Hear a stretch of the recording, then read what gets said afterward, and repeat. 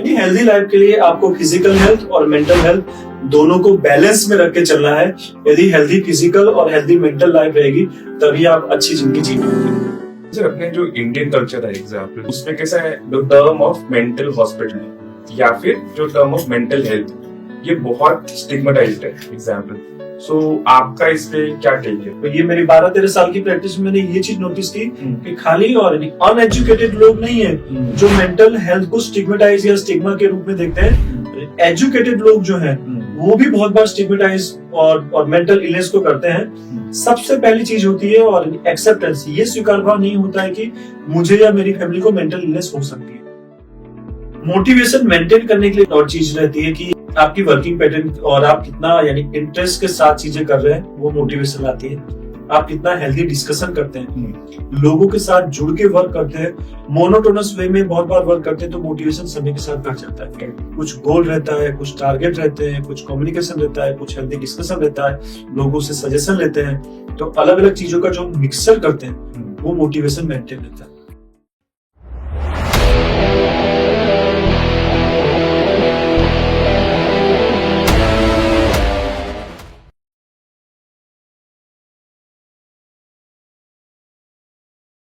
Dr. Rama Shankar sir, welcome to the next few podcast.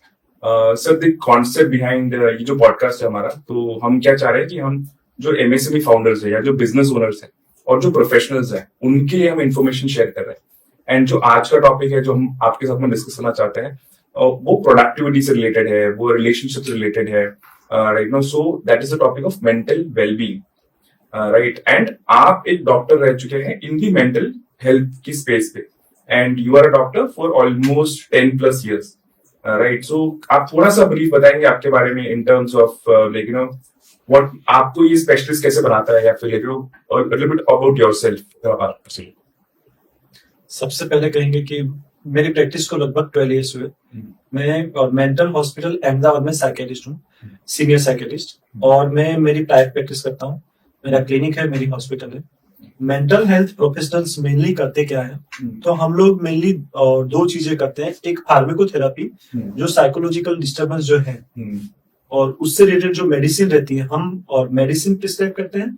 और जो psychological disturbance जिस और वजह से है, वो वजह को हम लोग डील करते हैं। काउंसलिंग और बहुत से थेरापीटिक जो टेक्निक होती है वो सब टेक्निक का यूज करते हैं। यानी फार्माकोलॉजिकल ट्रीटमेंट और विदाउट फार्माकोलॉजी जो ट्रीटमेंट होती है, जैसे काउंसलिंग, साइकोथेरेपी बनता है, वो सब हम लोग करते हैं। तो हम लोग ट्राई ये करते हैं कि साइकोलॉजिकल हेल्थ को अलग अलग तरीके से और इम्प्रूव कर सके। तो साइकोलॉजिकल और जो पर्सपेक्टिव होता है उसके सिवाय जैसे व्यसन है और बहुत से नशे से जुड़े जो और पेशेंट होते हैं वो भी साइकियाट्री में आ जाते हैं। सेक्सुअल चीजें जो होती हैं वो भी साइकियाट्री में आ जाती हैं। तो ये तीन चीजें मेनली होती है साइकियाट्रिक इलनेस में। मेनली ये तीन इलनेस वाले हमारे पास पेशेंट जाता है। Okay okay.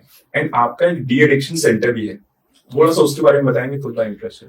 De addiction centre तो मेरा पहले से वो थॉट था, वो थिंकिंग थी कि यार एक डी एडिक्शन सेंटर करना है, तो वो रीजन से मैंने डी एडिक्शन किया। और डी एडिक्शन सेंटर और मेरी डी एडिक्शन प्रैक्टिस भी बहुत अच्छी है।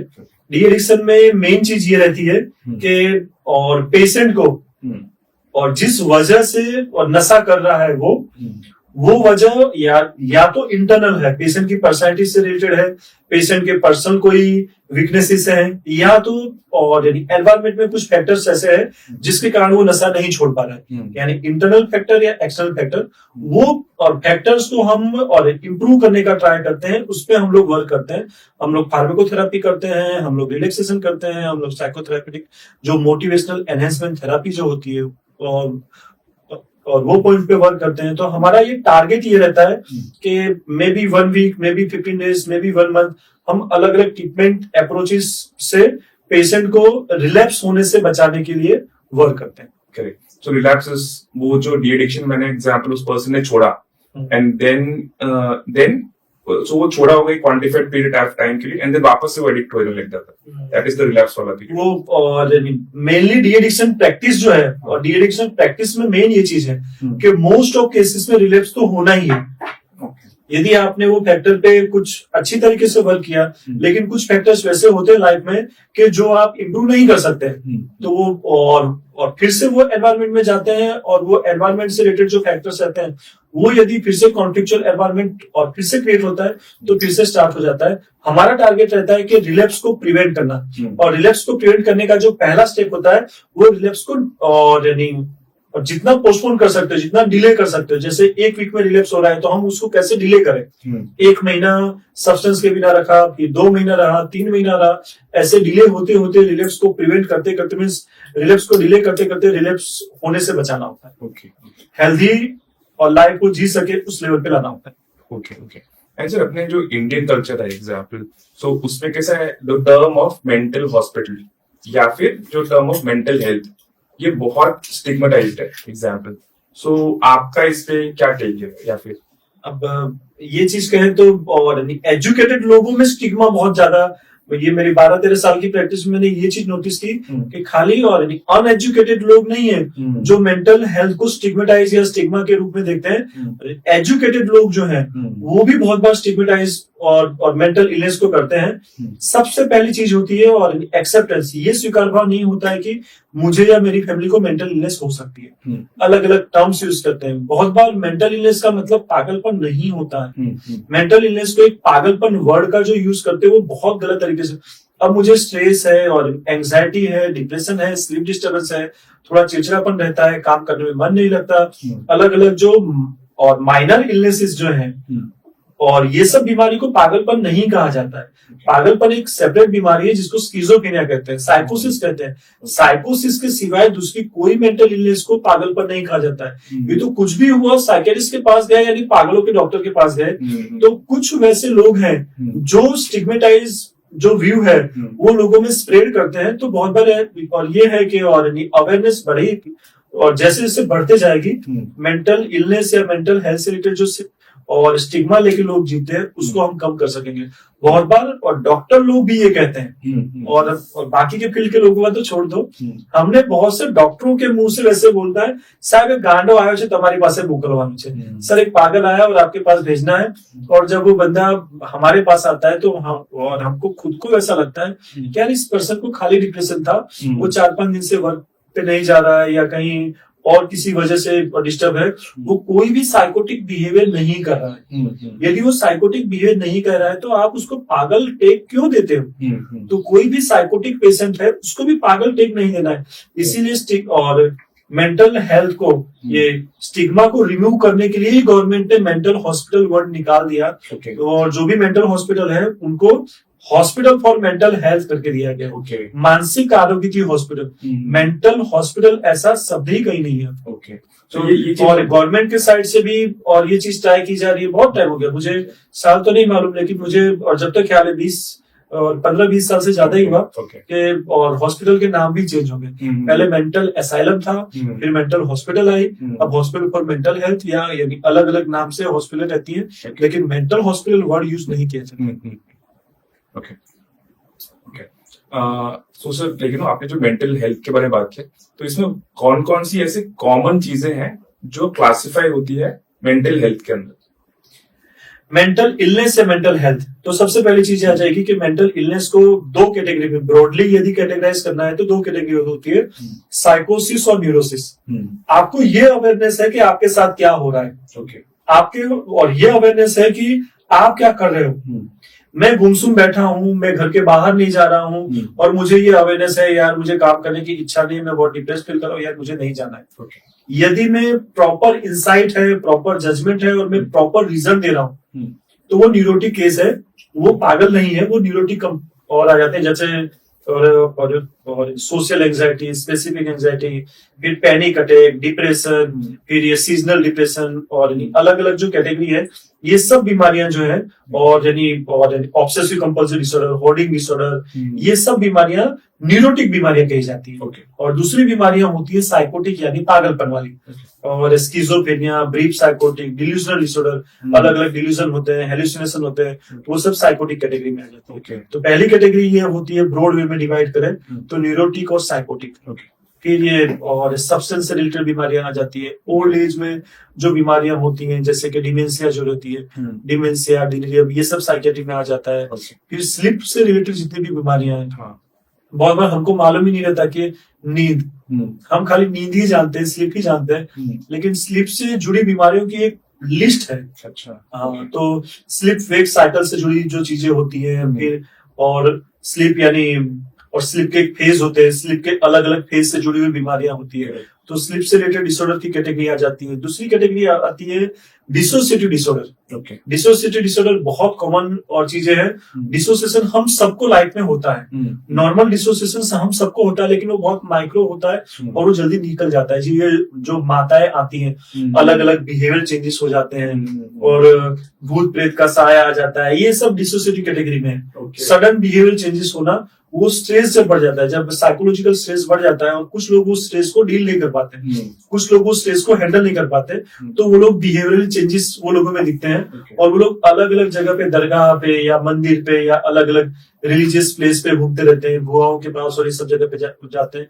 वो रियल में कोई भूत प्रेत आत्मा का साया नहीं रहता है, वो साइकोलॉजिकल डिस्टर्बेंस और कुछ प्रेशर, साइकोलॉजिकल प्रेशर जब दिमाग हैंडल नहीं कर पाता है तो दिमाग ऐसे उटपटांग बिहेवियर करता है, वैसे रिलीज करता है। तो ये सब और यानी डिसोसिएटिव डिसऑर्डर की कैटेगरी में आ जाते हैं। फिर एक सोमेटाइजेशन आता है, जो ये वर्करों में और बहुत से वैसे और पेशेंट होते हैं जो अपने ट्रॉमा को बाहर व्यक्त नहीं कर पाते और लोगों को बता नहीं पाते, वो अपने घुटन को दबाते रहते हैं, तो वो लोगों में बहुत बार सोमेटाइजेशन कंपोनेंट डेवलप हो जाता है और कभी ये दुख रहा है, कभी ये दुख रहा है, अलग अलग बॉडीली और पेन होते हैं, अलग अलग बॉडी सिम्टम्स होते हैं, जैसे ये और यानी IBS एक कहा जाता है, यानी इरिटेबल बोवेल सिंड्रोम। वो GI डिस्टर्बेंस के लिए मल्टीपल टाइम रिपोर्ट कराते रहते हैं, रिपोर्ट में कुछ आता नहीं है, GI डिस्टर्बेंस मिटता नहीं है। तो और चेस्ट से रिलेटेड, GI से रिलेटेड, बॉडी के अलग अलग पार्ट से रिलेटेड पेन रहते हैं, लेकिन वो पेन किसी रिपोर्ट में नहीं आते हैं, मल्टीपल डॉक्टर की विजिट हो जाती है, तो वो सब भी साइकियाट्री में आ जाते हैं। फिर एक होता है यानी फैक्टिशियस डिसऑर्डर आ जाते हैं, एक होता है मालिंगरिंग आ जाता है। मालिंगरिंग यानी आपको कोई साइकियाट्रिक इलनेस नहीं है, जैसे बड़े बड़े कांड जब लोग करते हैं कि 20 करोड़ 50 करोड़ 100 करोड़ का कुछ भी घोटाला होता है और पुलिस केस होता है और आप जेल में चले जाते हो, तो अलग अलग सिम्टम्स आप साइकोलॉजिकली और वेग सिम्टम्स बताते हैं और ये ट्राई करते हैं कि मुझे साइकियाट्रिक इलनेस है और मैं उस इलनेस के बेसिस पे जेल में से बाहर आ जाऊं। तो वो और कैटेगरी जो होती है मालिंगरिंग वाली कैटेगरी होती है, वो अलग अलग साइकियाट्रिक इलनेस वाले सिम्टम्स का सहारा लेते हैं। तो मालिंगरिंग वाले वो लोग ट्राई बहुत कुछ करते हैं, लेकिन हम स्पेशलिस्ट लोग वो चीज को पकड़ते हैं कि ये सिम्टम्स किसी भी कैटेगरी में फिट नहीं हुए, तो उसके पीछे गेन रहता है कि मैं जेल से बाहर आऊं, और उसके लिए ये और अलग अलग झूठे सिम्टम्स बताते रहते हैं। तो मालिंगरिंग भी साइकियाट्री में आ जाता है। कि ब्रेन वॉशिंग जो रहता है कि जो और वॉर के जो विक्टिम रहते हैं, वॉर में अलग अलग जगह पे जो प्रिजनर रहते हैं, वो लोगों को ब्रेन वॉशिंग करके वो और सुसाइड बॉम्बर बनाए जाते हैं। तो ये ब्रेन वॉशिंग और ये सब चीजें भी साइकियाट्री में आ जाती है। तो और भी बहुत सी कैटेगरी रहती है, जैसे कि और फीमेल में और मेंस्ट्रुअल साइकिल जो रहते हैं, हार्मोनल जो चेंजेस होते रहते हैं, उससे जुड़े मूड के डिस्टर्बेंस रहते हैं। मूड और एंजाइटी सिम्टम्स बहुत कॉमन रहते हैं फीमेल में जब हार्मोनल डिस्टर्बेंस होते हैं, तो वो सब और कैटेगरी भी आ जाती है। फिर ये रिलेशनशिप से जुड़े हुए जितने भी मैटर्स हैं वो सब साइकियाट्री में आ जाते हैं। फिर ये और जैसे और ऑनलाइन गेमिंग और ये है और सोशल मीडिया का और यूज है, ये सभी यदि आप यानी एक्सेसिवली यूज कर रहे हो, गलत तरीके से यूज कर रहे हो, तो वो भी साइकियाट्री में आ जाते हैं। तो यानी और भी बहुत सी कैटेगरी है, जैसे बीच में याद आएगा तो बीच में बताते रहो। तो ये इलनेस वाला पार्ट हो गया, राइट? तो मेंटल हेल्थ के अंदर क्या क्या एस्पेक्ट्स में कॉमन चीजें आती है? मेंटल हेल्थ में बस यही है कि आप सब चीजों का बैलेंस बना के और रखें, तो मेंटल हेल्थ को आप मेंटेन कर पाओगे। मेंटल हेल्थ के लिए एक चीज होती है कि आप फिजिकल हेल्थ जो है, आपकी फिजिकल हेल्थ भी अच्छी होनी चाहिए। अच्छा, तो वो यदि आपकी वो दोनों का कनेक्शन है। यदि आपकी फिजिकल हेल्थ अच्छी नहीं है तो कहीं न कहीं आपको साइकोलॉजिकली डिस्टर्ब करेगी, वो आपकी मेंटल हेल्थ को डिस्टर्ब करेगी। यदि आपको और यानी और विटामिन डेफिशिएंसी है, तो विटामिन डेफिशिएंसी के कारण आपकी वर्क प्रोडक्टिविटी इतनी अच्छी नहीं रहेगी, वर्क का मोटिवेशन इतना अच्छा नहीं रहेगा, वर्क करने की इच्छा नहीं रहेगी, जल्दी आप थक जाओगे, तो फिजिकली आप अच्छा नहीं फील करोगे, तो धीमे धीमे वो मूड सिम्टम्स ला ही देते हैं। और वो डायरेक्टली भी मूड सिम्टम्स लाते हैं और इनडायरेक्टली भी मूड सिम्टम्स ला देते हैं। बार बार कॉन्फ्लिक्ट होते हैं, वर्क प्लेस पे कॉन्फ्लिक्ट होते हैं, फैमिली में कॉन्फ्लिक्ट होते हैं, ये हमेशा पड़ी रहती है या पड़ा रहता है, ये काम नहीं करता, ये आलसी है, तो बार बार ब्लेमिंग बिहेवियर चालू हो जाते हैं। ब्लेमिंग बिहेवियर भी सेकेंडरी डिप्रेशन ला सकते हैं। तो विटामिन डेफिशिएंसी डायरेक्टली भी विटामिन डेफिशिएंसी के कारण या यानी आयरन डेफिशिएंसी के कारण या और एचबी लो है तो वीकनेस के कारण बार बार और एक कॉन्फ्लिक्ट होना, या तो कॉन्फ्लिक्ट भी और यानी साइकोलॉजिकल डिस्टर्बेंस ला सकता है, या directly vitamin deficiency, iron deficiency, Hb low है तो डायरेक्ट भी ला सकते हैं। डायरेक्ट भी आ सकता है, वाया थर्ड रूट भी और नहीं आ सकता है। तो फिजिकल हेल्थ से जुड़ी बहुत सी, जैसे हाइपोथायरॉइडिज्म है और डिप्रेशन बहुत कॉमन। यदि आप थायराइड को ट्रीट नहीं करोगे तो हार्मोन की सब सर्किट डिस्टर्ब रहती है और वो डिप्रेशन ला सकता है। तो मेंटल हेल्थ के लिए सबसे पहली चीज है कि आपकी फिजिकल हेल्थ अच्छी होनी चाहिए। दूसरा, आपका सोशल कम्युनिकेशन, आपका एक रूटीन वर्क, आपकी रूटीन एक एक्टिविटी रहनी चाहिए। यदि आपकी रूटीन लाइफ डिस्टर्ब है, आप कुछ कर नहीं रहे हो, तो वो एक स्ट्रेस क्रिएट करता है, वो आपकी मेंटल हेल्थ को डिस्टर्ब कर सकता है। और यदि आपका सोशल कम्युनिकेशन नहीं है, आप बहुत और आइसोलेटेड रहते हैं, तो समय के साथ वो भी आपको डिस्टर्ब कर सकता है। आपकी अलग अलग एक्टिविटियां वैसी हैं, जैसे मोबाइल का एक्सेसिव यूज कर रहे हो और मोबाइल में खोए रहते हो, तो वो भी बहुत बार और समय के साथ साइकोलॉजिकल डिस्टर्ब कर रहा है। तो सबसे बेस्ट अप्रोच रहता है कि लोगों के साथ कम्युनिकेशन मेंटेन करना। दूसरा, रूटीन और family life, routine professional life और रूटीन सोशल लाइफ, ये सब चीजों का बैलेंस बनाना और फिजिकल हेल्थ को सुधारना। तो ये सब चीजें जो है रहती है वो मेंटल हेल्थ को मेंटेन करने के लिए बहुत जरूरी है। तो आपने बोला कि मेंटल इलनेस से बचाती है। ओके, तो नेक्स्ट स्टेज पे आता है एग्जाम।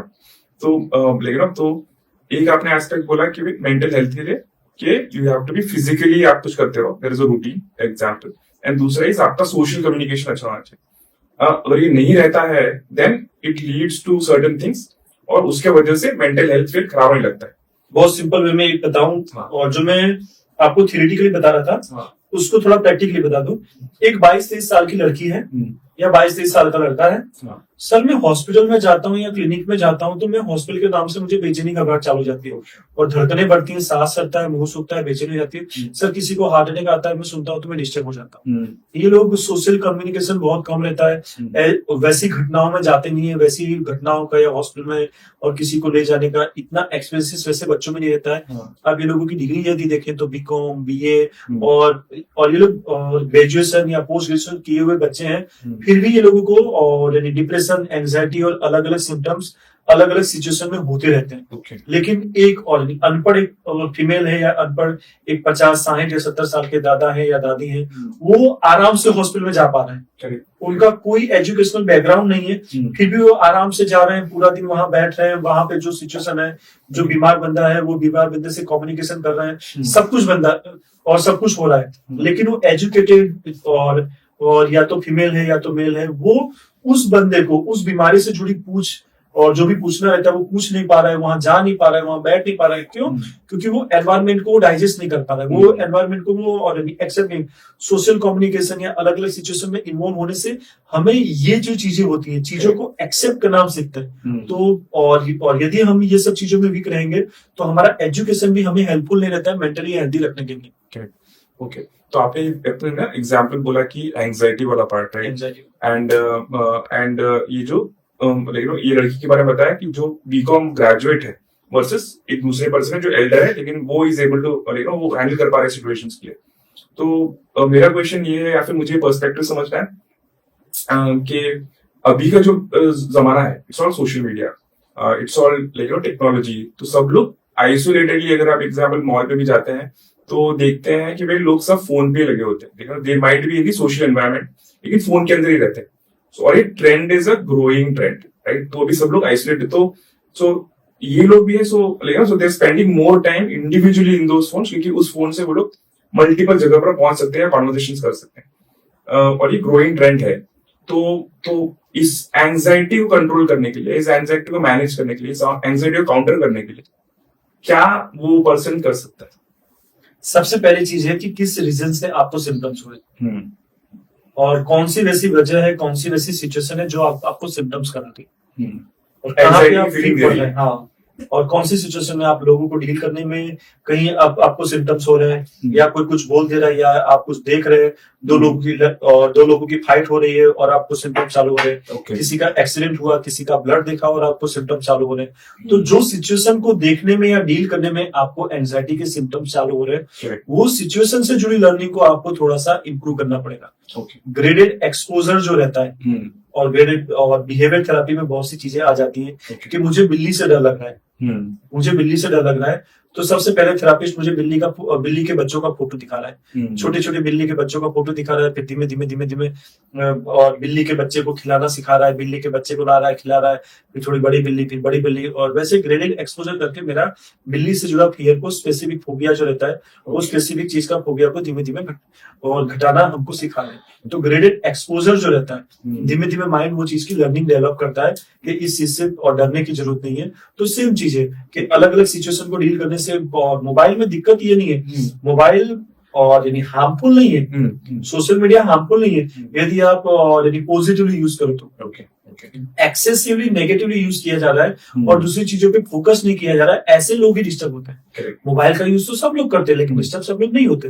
तो वैसे लोग डिस्टर्ब होते हैं जो खाली वही चीज पे ज्यादा फोकस कर रहे हैं और दूसरी चीजों को बैलेंस नहीं बना रहे, एक्सेसिव हो रहा है। हाँ, वो नेगेटिव कंटेंट को एक्सेसिवली देख रहे हैं और कहीं ना कहीं अलग चीजों को नहीं सीख रहे हैं, इसलिए वो लोग बैलेंस नहीं बना पाते। और जब बैलेंस नहीं बना पाते तो वो यानी पेरेंट्स से कॉन्फ्लिक्ट करते हैं, रात के 3-3 बजे तक जागते हैं, स्लीप से रिलेटेड बीमारियां होती है, स्लीप डिस्टर्ब रहती है तो भी मूड और एंग्जाइटी चेंजेस होते हैं। स्लीप अच्छी नहीं है तो चिड़चिड़ापन आना, गुस्सा आना, अच्छा ना लगना, और स्लीप बाकी की चीजों को भी डिस्टर्ब कराने लगता है। तो जहां पे भी है तो खाली सोशल मीडिया ही एक फैक्टर नहीं है, उसका नेगेटिवली यूज जो होता है, उसका और एक्सेसिवली यूज जो होता है, तो गलत तरीके से जो यूज किया जाता है। और सबसे बड़ी चीज क्या है कि मेरे हाथ में मोबाइल है, तो मोबाइल में जो स्टोरी चल रही है, मोबाइल में जो पर्सन है वो कभी भी मुझसे कॉन्फ्लिक्ट नहीं करेगा। आप मेरे साथ हो, आप मेरे साथ लड़ सकते हो, आप मुझे कुछ भी गलत चीजें बोल सकते हो, तो वो सिचुएशन मुझे डील करनी पड़ेगी। आपने मुझे बोला, आपने मुझे धमकाया, तो मैं और कैसे आपको डील करना है और कैसे यहाँ से बचना है, तो कन्फ्रंट करना पड़ेगा, डील करना पड़ेगा।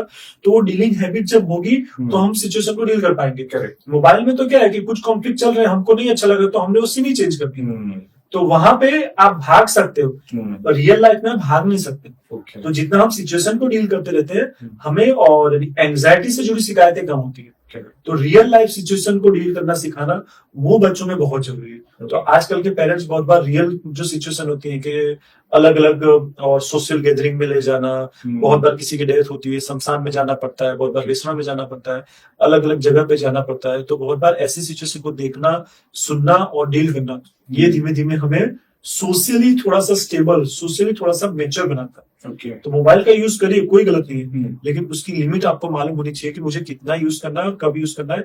और मोबाइल के सिवाय भी जिंदगी में बहुत सी चीजें हैं, उस पर भी मुझे फोकस रखना है। तो हम जब चीजों को बैलेंस और अप्रोच के साथ चलेंगे तो मेंटल हेल्थ डिस्टर्ब नहीं होगी, मेंटल इलनेस का रिस्क नहीं चलेगा।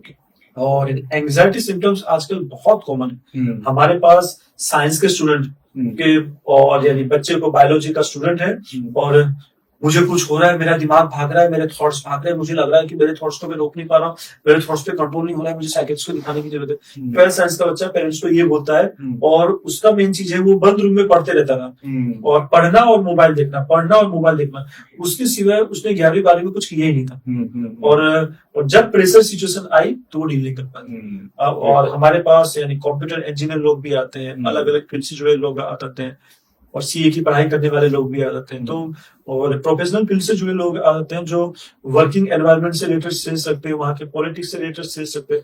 तो बहुत से वैसे चीज है कि और फीमेल है, लगभग 30 साल के आसपास की एज है, अच्छी सी और अच्छी सी कंपनी में जॉब कर रही है, लेकिन जब वहां पे कुछ कॉन्फ्लिक्ट होता है, पाल्पिटेशन, पर्सपिरेशन और वो सब चालू हो जाते हैं। तो वर्क प्लेस पे जो चीजें चल रही है वो चीजों को डाइजेस्ट नहीं कर पाती है। तो और जब स्टोरी आप और पूछो, जब आप डिटेल और यानी पूछना चालू करो तो मालूम पड़ता है और बचपन से वो बहुत और सोशली कहीं पे कनेक्टेड रही नहीं है और पढ़ाई की घर में रही, पढ़ाई की घर में रही और बहुत से फैमिली कॉन्फ्लिक्ट भी रहते हैं, कुछ फैमिली कॉन्फ्लिक्ट, कुछ सोशल आइसोलेशन। ऐसे लोगों को प्रोफेशनल सिचुएशन में डील करने में थोड़ा सा वीक और जहां पढ़ते हैं वहां पे सिम्टम्स समझ जाते हैं। ओके। तो सर आपने अभी शेयर किया एंजाइटी वाला पार्ट, एंड एंजाइटी को एग्जांपल कंट्रोल करना है, उसे वर्क करना है, तो पहले कॉज आपने बोला कि कॉज को समझिए एंड उस कॉज को समझते देन टेक करेक्टिव एक्शंस और उसमें कंट्रोल्ड एक्सपोजर वाला पर्सपेक्टिव कर सकते हैं, राइट। दूसरा चीज आपने बोला कि एग्जाम्पल अभी के जो बच्चे हैं, एग्जाम्पल या एग्जाम्पल पहले के भी जो बच्चे हैं जो जिन्होंने सोशली उतना एंगेज नहीं किया, राइट, तो अभी वो ओपन एनवायरनमेंट में आ रहे हैं, तो उनको चैलेंजेस आ रहा है उस एनवायरनमेंट को डाइजेस्ट करने के लिए। तो आपके पॉइंट ऑफ व्यू से अभी के जो प्रोफेशनल्स है, बिकॉज अभी के प्रोफेशनल्स आर अगेन बहुत बिजी, मल्टीटास्क कर रहे हैं, काफी काम कर रहे हैं, लेकिन तो ये जो प्रोफेशनल्स हैं इसमें हस्बैंड भी वाइफ कर रहे हैं, लेकिन husband wife both are working, kids भी है, तो जो बच्चों की मेंटल हेल्थ के लिए ये लोग एजुकेटेड है, एग्जाम्पल तो एजुकेटेड होने के बावजूद ये लोग कुछ स्टेप्स ले रहे, कंट्रोल्ड फोन एक्सपोजर, लेकिन अलग अलग पेरेंट्स अलग अलग चीजें कर रहे हैं। तो आपके हिसाब से क्या इनके लिए टिप्स हो सकता है कि अगर आप प्रोफेशनल हो और आपके जो बच्चे हैं, स्मॉलर किड्स, तो टेक्नोलॉजी एक्सपोजर और उनके मेंटल हेल्थ वेलबींग के लिए आगे जाके दे कैन बिकम स्ट्रॉन्गर, क्या एडवाइस आपके पास? सबसे पहली एडवाइस तो ये है कि आप हेल्दी टाइम बच्चों को दीजिए। सबसे बड़ी चीज ये आ जाती है कि हम बच्चों को हेल्दी टाइम नहीं देते। बहुत बार हम प्रोफेशनल वर्क में 8 से 10 घंटा या 12 घंटा बिताते हैं, लेकिन उसके बाद भी घर पे आने के बाद क्या, 2 बच्चे हैं, दोनों टीवी देख रहे हैं, मम्मी खुद का फोन लेके वहां बैठी है, पापा खुद का फोन लेके वहां, और घर में साथ रहने के बावजूद आप संडे को भी देखेंगे, छुट्टी है, बच्चों की छुट्टी है, तो भी तीनों लोग जो है वो तीनों लोग 3 कोने में बैठते हैं और फोन या टीवी लेके बैठे रहते हैं। तो डायरेक्ट कम्युनिकेशन जो होता है, डायरेक्ट कम्युनिकेशन साइकोलॉजिकल चीजों को डील करना सिखाता है। डायरेक्ट हेल्थी कम्युनिकेशन जो है विद इन द फैमिली बहुत जरूरी है। और यानी पेरेंट्स का और भीतरी और पेरेंट्स का बच्चों के साथ। तो डायरेक्ट कम्युनिकेशन एक ही की है सबसे पहली, कि वो जो है कि जितना अच्छा रहता है बच्चे फ्यूचर में जो सोशल एंजाइटी वाला कंपोनेंट रहता है वो विद इन द फैमिली से पहले डेवलप होना चालू होता है। कि मम्मी के सामने कुछ बोल नहीं पा रहे, कुछ बोलते हैं तो मम्मी डांटेगी, कुछ बोलते हैं तो मम्मी कुछ बोलेगी, कुछ बोलते हैं तो पापा मारेंगे, कुछ बोलते हैं तो पापा, तो और विद इन द फैमिली खुद की इमोशंस को दबाना सीख जाते हैं। जब इमोशंस दबती हैं तो वो सिम्टम्स कराती है। जब इमोशंस दबती हैं और वो इतनी और हेल्थली बाहर नहीं आ पाती, वो मैनेज नहीं हो पाती, ना मैनेज होती है ना बाहर आती है, ना मैनेज होती है ना बाहर आती है, तो वो जो होता है वो माइंड में प्रेशर क्रिएट करता है। तो माइंड का प्रेशर यदि आपको घटाना है तो सबसे पहली चीज है विद इन द फैमिली, बच्चों के लिए। और यदि मैं मैसेज दूं तो with in the family communication हमेशा अच्छा होना चाहिए। जब आप घर में हैं तब मोबाइल का अननेसेसरी यूज मत करिए, मोबाइल का अननेसेसरी यूज अवॉइड करिए, और आपके बच्चों से डायरेक्ट कम्युनिकेशन करिए। बच्चों से जितना हेल्दी बिहेव करोगे, बच्चों को जितना एक्टिवली कम्युनिकेशन के लिए मोटिवेट करोगे, बच्चों को जितना हेल्दी सजेशन दोगे, बच्चों की प्रॉब्लम डील करने में आपका एक्टिव इन्वॉल्वमेंट जहां रहेगा, वहां बच्चे बहुत से इमोशनल इश्यूज को डील करने में आपकी हेल्प लेंगे। बहुत बार ऐसी सिचुएशन आती है कि बच्चे इमोशनल चीजें और जो है और इमोशनल चीजें with in the family discuss नहीं करते हैं, और पेरेंट्स के साथ भी डिस्कस नहीं करते हैं, और भाई बहनों के साथ भी डिस्कस नहीं करते हैं। तो इमोशनल चीजों को जब डील नहीं करते हैं तो सबसे बड़ी वीकनेस यहाँ पे आ जाती है कि जब इमोशनल ट्रॉमा कोई आता है लड़के की जिंदगी में या लड़की की जिंदगी में, तो वो लोग हाइड करने का ट्राई करते हैं। और इमोशनल चीजें जब हाइड होने लग जाती है और कुछ लेवल के बाद जब ये फियर आ जाता है कि सबको मालूम पड़ेगा तो मम्मी की बदनामी होगी, पापा की बदनामी होगी, मेरी बदनामी होगी, सबको मालूम पड़ जाएगा तो मैं किसी को बता नहीं पा रहा हूँ, ऐसे बच्चे सुसाइड की कोशिश सबसे ज्यादा करते हैं। यदि 12 से 20 साल के बच्चों में जो सुसाइड होता है वो यदि हेल्दी कम्युनिकेशन मेंटेन किया गया रहता तो ऐसे बच्चों में सुसाइड को प्रिवेंट किया जा सकता है। सुसाइड जो है, जो यंग लोगों में जो मोर्टालिटी का जो और कोजेस जो है उसमें 2nd नंबर पे सुसाइड। यानी सुसाइड का जो रिस्क है आजकल की जो लाइफ है उसमें सबसे ज्यादा है, क्योंकि हेल्थी कम्युनिकेशन घटते जा रहा है। और विद इन द फैमिली यदि हेल्थी कम्युनिकेशन होगा, बच्चा इजीली अपनी फीलिंग्स अपने और फैमिली मेंबर को शेयर करेगा, डिस्कस करेगा। कुछ गलतियां हुई बच्चे से तो बच्चा जान रहा है कि मेरे पेरेंट्स मुझे सपोर्ट करेंगे, वो बच्चा जान रहा है कि कुछ रास्ता निकालने की हम लोग कोशिश करेंगे, तो चाहे कुछ भी हो। तो यदि और हेल्दी कम्युनिकेशन और मेंटेन किया जाता है तो फ्यूचर में डिप्रेशन, एंजाइटी और सुसाइड का रिस्क बहुत ही घट जाता है। तो पहली चीज तो यही।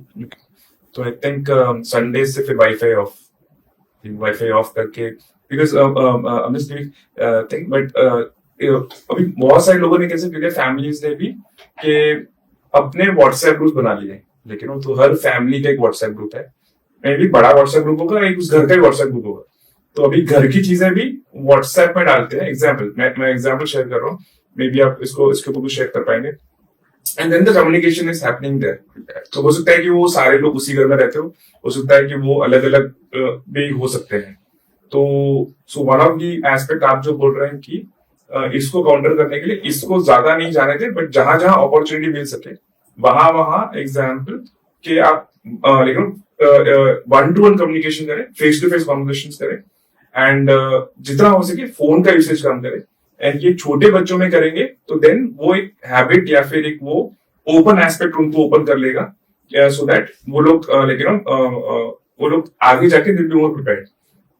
और मैंने तो मेरे एक्सपीरियंस में ये भी देखा है कि अभी बहुत सारे मॉम्स बिकॉज बच्चे इतना रोते हैं, फ्लाइट में रो रहे हैं, यहाँ रो रहे हैं, उनको फोन मोबाइल दे देते हैं एंड उसमें लेकिन फोन दे देते हैं, एंड फिर वो बच्चा एग्जाम्पल उसका फेवरेट वो जो भी है लेकिन वो वीडियो वो देखता रहता है, एंड ही शांत, एंड ही वो उसकी दुनिया में फिर वो चला जाता है। सो ये एस्पेक्ट के बारे में आपका क्या? ये एस्पेक्ट से पहले कुछ बातें और कहूंगा मैं। जो विजुअल लर्निंग जो होती है देख के, जो फेशियल एक्सप्रेशन जो होता है डायरेक्ट कम्युनिकेशन में, सबसे बड़ा फायदा क्या होता है कि विजुअली क्या इमोशन क्या और फेशियल एक्सप्रेशन है वो चीज भी दिखती है। कम्युनिकेशन में अलग अलग फेशियल एक्सप्रेशन दिखता है जो और इमोशनल लर्निंग के लिए बहुत हेल्पफुल रहता है। करेक्ट। तो और इमोशनल मटेरियल को कैसे और फेशियल एक्सप्रेशन से रीड किया जाता है, डायरेक्ट कम्युनिकेशन हमें वो भी सिखाता है। तो वो बहुत बार हेल्पफुल रहता है क्योंकि वो लर्निंग पहले से हो रही है। तो सोशल सिचुएशन में जब अलग अलग इमोशन से जुड़ी सिचुएशन आती है तो वो लर्निंग पहले से माइंड में है, तो हम अलग अलग तरीके से वो चीज को डील कर सकते हैं। और दूसरा जो मोबाइल का यूज किया जाता है, तो ये चीज है कि बच्चे को शांत करने के लिए आपने मोबाइल दिया, ठीक है, बच्चे को वैसी कोई जगह पे शांत करने के लिए आपने मोबाइल का और यूज किया, मोबाइल दे दिया, ठीक है, लेकिन और कब कंट्रोल करना है, कब मोबाइल के सिवाय अलग चीजें भी देनी है, कोई भी चीज को फ्रिक्वेंटली यूज नहीं करना है। मोबाइल दे देना गलत नहीं था, मोबाइल दे देना गलत नहीं था, मोबाइल को बार बार दे देना और खाली मोबाइल को देना, और खाली मोबाइल ब्रेन की जो प्लेजर सर्किट थी, प्लेजर सर्किट को एक ही लर्निंग मिल रही है कि मोबाइल चाहिए, तो प्लेजर सर्किट को एक ही लर्निंग मत दीजिए मोबाइल का यूज। आप मोबाइल दीजिए वैसी सिचुएशन में है कि जहां आप खुद परेशान नहीं होना चाहती, मोबाइल देके छूट गया, लेकिन हर बार मोबाइल मत दीजिए। अलग अलग तरीके से बच्चे को डील करिए कि बच्चा उस चीज का डिपेंडेंट ना बन जाए। तो जैसे आपने कहा मोबाइल देना गलत नहीं था, हर बार मोबाइल देना गलत था। मोबाइल के सिवाय के भी रास्ते यूज करने हैं अलग अलग सिचुएशन में। जैसे फ्लाइट में कुछ रास्ते यूज नहीं कर सकते आप, वैसी कोई और जगह पे जहां पे आप बंद जगह पे हो, आप बस में, वहां पे दूसरा कोई रास्ता यूज नहीं कर सकते, तो वैसी जगह पे दीजिए। लेकिन घर में मोबाइल के सिवाय भी दूसरे रास्ते हैं, किसी रिलेटिव के घर पे मोबाइल के सिवाय भी दूसरे रास्ते हैं। तो मोबाइल के सिवाय के रास्ते की जब जरूरत हो, जब वैसे एनवायरमेंट में हो, तब यूज करने चाहिए।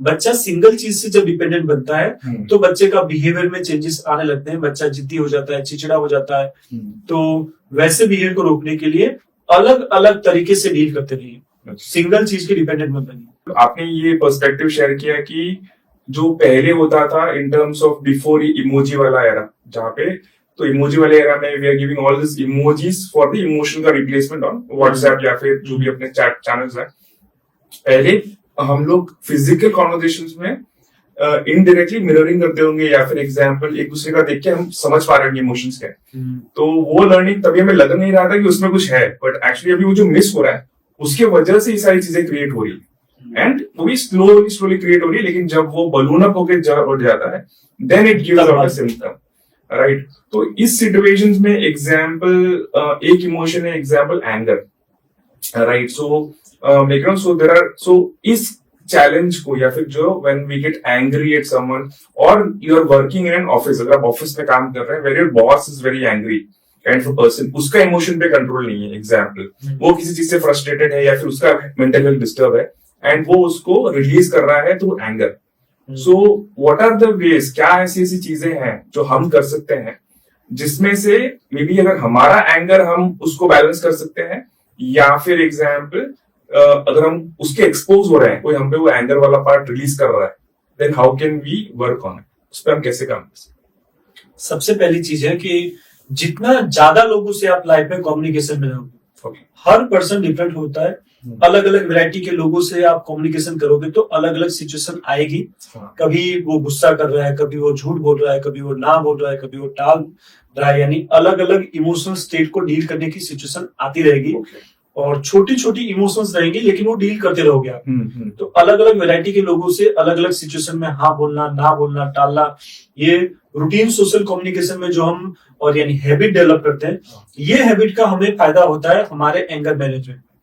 जब हमें गुस्सा आता है तो हमने वैसे छोटे छोटे गुस्से वाली सिचुएशन को ऑलरेडी 50 लोगों में डील किया हुआ है। तो कभी कोई अननेसेसरी बड़ा गुस्सा करता है तो उसको हम अच्छी तरीके से डील कर सकते हैं, जैसे टाल जाना, हाँ बोलना, ना बोलना। जैसे हमसे सुपीरियर पर्सन है तो बहुत बार हम लोग टाल जाते हैं, जैसे और पुलिस स्टेशन में है और PSI और PI है, गुस्से में बोल रहा है तो हम उस और सामने गुस्सा नहीं दिखाएंगे, हाँ सर ठीक है सर, हाँ ठीक है सर, कुछ हंस रहे हैं या कुछ वो गरीबों जैसा चेहरा, वो लटका हुआ चेहरा, हाथ जोड़ के चेहरा। तो अलग अलग लोगों में ये स्किल बहुत अच्छी होती है कि सामने वाला बहुत ज्यादा गुस्से में लेकिन इतना शांति से डील करते हैं कि सामने वाला 2 मिनट में शांत हो जाता है। जब सामने वाला जब सामने वाला गुस्से में, तो कुछ लोग वैसे होते हैं कि अपनी दलीलें चालू रखते हैं और सामने वाले का गुस्सा बढ़ाते हैं।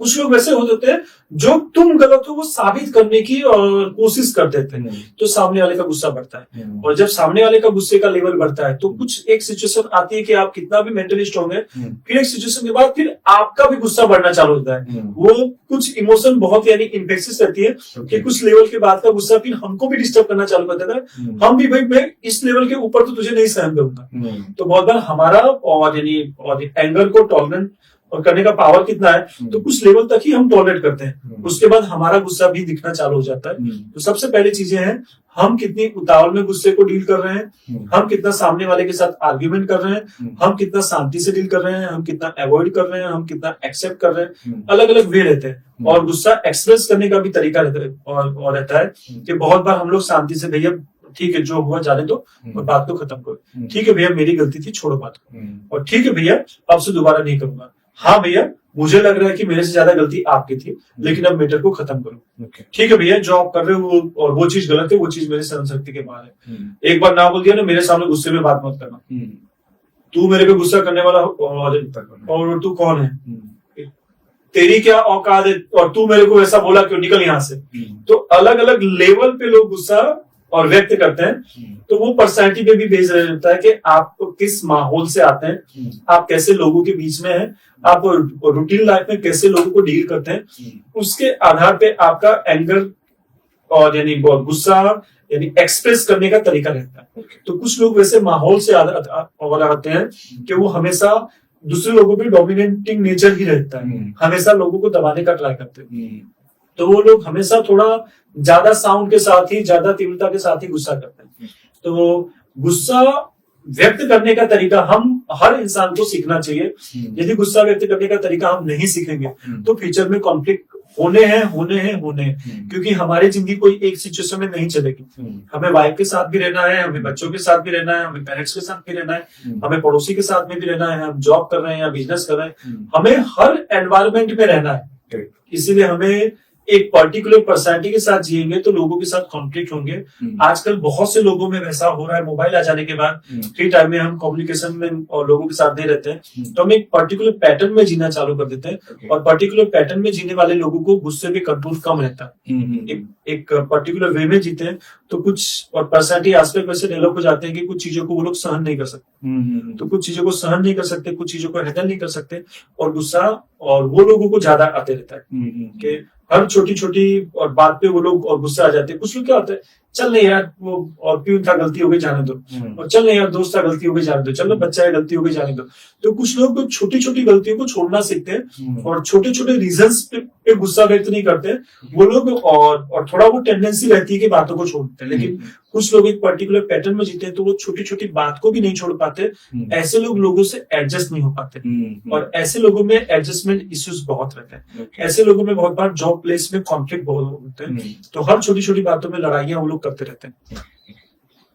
और गुस्से की एक वजह होती है सब्सटेंस। गुस्सा कभी भी आ रहा है तो गुस्से में, और 20+ वाले बच्चों में नहीं, लेकिन 20+ वालों में और सब्सटेंस को भूलना नहीं चाहिए। नशा, हर एक नशा आपकी और जो माइंड का स्टेट है उसको डिस्टर्ब करता है, वो तामसी बनाता है। यदि एक वर्ड यूज करे तो वो कहीं ना कहीं आपके गुस्से का लेवल, जो लोग नशा करते हैं वो लोगों में, और यानी और गुस्से की जो और तीव्रता होती है वो ज्यादा ही रहती है। तो गुस्से को इतना आसानी से हैंडल नहीं कर पाते, और बहुत बार वो गुस्से को घटाने के लिए सब्सटेंस का यूज करते हैं, और समय के साथ सब्सटेंस का यूज भी बढ़ते जाता है, और समय के साथ वो लोगों का गुस्सा भी बढ़ते जाता है। सो आपने शेयर किया गुस्सा आग की तरह एग्जाम्पल, अगर आप उस पर ऑयल डालेंगे एग्जाम्पल डालेंगे तो वो और भड़केगा। सो काम रहने से सामने वाले का गुस्सा कम हो सकता है एग्जाम्पल, एंड देन वो रिड्यूस होके फिनिश हो सकता है। एंड एडिक्शन से भी, जिसको आप गुस्सा कम करने के लिए यूज कर रहे हैं, उससे भी गुस्सा बढ़ सकता है। ये आपने पर्सपेक्टिव शेयर किया। गुस्सा को कम करने के लिए नहीं, और इमोशंस को दबाने के लिए। ओके, गुस्सा नहीं, बहुत सी मिक्स फीलिंग रहती है। जब कभी भी हम गुस्सा करते हैं तो गुस्सा के पीछे एक सिंपल इमोशंस नहीं रहती है, हमेशा बहुत सी मिक्स इमोशन स्टेट में पर्सन रहता है, कि पर्सन डर भी रहा है कि मैं गुस्सा नहीं दिखाऊंगा तो वो लोग मेरे माथे चढ़ जाएंगे। तो बहुत बार डर भी रहता है, बहुत बार गिल्ट भी रहता है, बहुत सी मिक्स, बहुत बार और बहुत सी मिक्स इमोशन स्टेट रहते हैं, 2-3 इमोशन का मिक्सर रहता है, और वो गुस्से के रूप में बाहर आता है। और ये कहा कि ये लोग सब्सटेंस लेते हैं, नशा लेते हैं, कि हर इमोशंस को दबा सके। सो अभी हमने थोड़ा सा एग्जाम्पल एंजाइटी के बारे में बात किया, थोड़ा सा एग्जाम्पल गुस्से के बारे में बात किया, एंगर के बारे में बात किया। तो एक और एस्पेक्ट है, जब भी आप वर्क कर रहे हैं या फिर एग्जाम्पल आप बिजनेस कर रहे हैं, तो लाइक हर दिन सेम नहीं होता, राइट। सो जो मोटिवेशन वाला एलिमेंट है, वो चैलेंजिंग रहता है, और ये मेंटल हेल्थ के लिए भी इट्स रिक्वायर्ड कि भाई आप स्ट्रॉन्ग मेंटली कैसे हर दिन अच्छा बिता सकते हो, राइट। सो हम क्या कर सकते हैं जिससे एग्जाम्पल हर दिन हम लोग जो स्टार्ट करें, और या फिर हमारा जो मोटिवेशन वाला जो हमारा बैरोमीटर है या फिर उसका जो मेट्रिक है, वो हर दिन मोटिवेटेड रहे। तो इसके ऊपर आपके क्या थॉट्स? मोटिवेशन मेंटेन करने के लिए मेन और चीज रहती है कि आपकी वर्किंग पैटर्न, और आप कितना यानी इंटरेस्ट के साथ चीजें कर रहे हैं, वो मोटिवेशन लाती है। आप कितना हेल्दी डिस्कशन करते हैं, लोगों को आपके वर्क में कितना इन्वॉल्व करते हैं, लोगों के साथ जुड़ के वर्क करते हैं, मोनोटोनस वे में बहुत बार वर्क करते हैं, तो मोटिवेशन समय के साथ घट जाता है। कुछ माइंडसेट के साथ वर्क नहीं करते हैं, कुछ गोल नहीं रखते हैं, तो मोटिवेशन धीमे धीमे, कुछ गोल रहता है, कुछ टारगेट रहते हैं, कुछ कम्युनिकेशन रहता है, कुछ हेल्दी डिस्कशन रहता है, लोगों से सजेशन लेते हैं, तो अलग अलग चीजों का जो मिक्सर करते हैं वो मोटिवेशन मेंटेन रहता है। हमारी कुछ प्रायोरिटी रहती है, वो मोटिवेशन मेंटेन करती है। हमें कुछ करना है, हमें कुछ करके दिखाना है, वो हमारी एक बेसिक थिंकिंग जो रहती है वो मोटिवेशन को मेंटेन करती है।